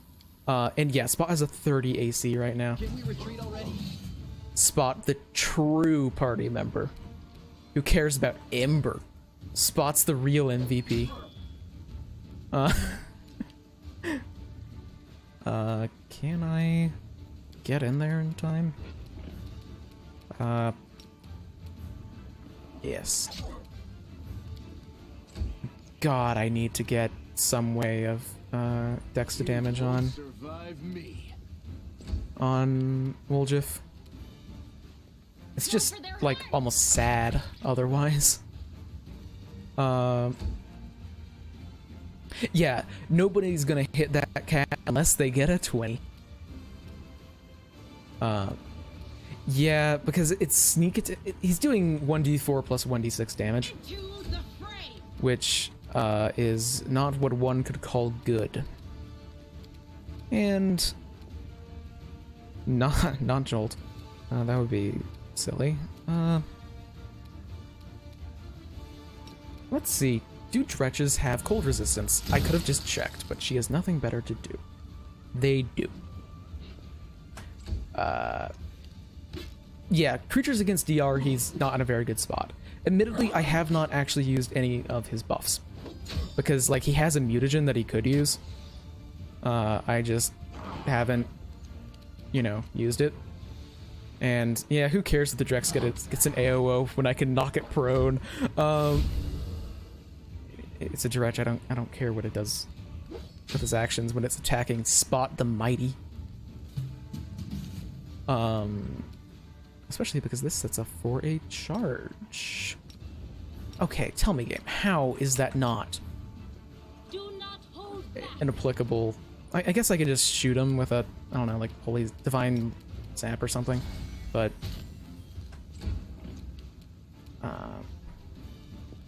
and stab. Oh, 3 damage this time. Ooh.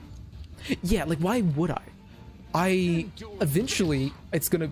because it would last for 20 minutes currently, which admittedly I've been in the market square for 6 minutes because combat takes dramatically longer than real time.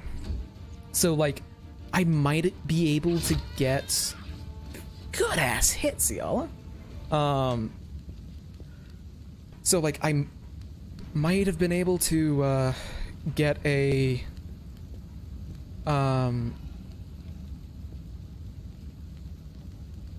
oh yeah, I might be able to like get the mutagen to last the entirety of the market square if I'm just really quick. But I would rather I'd rather just save it a bit. Eventually it's gonna last like an hour and then it will just last forever. Yeah.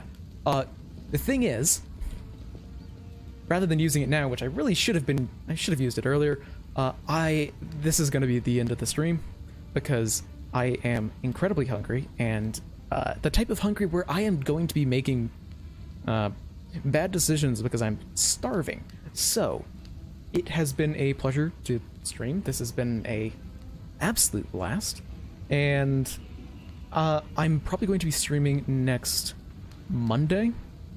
I'm gonna be pretty busy in the next week, so I just won't have time to stream until then.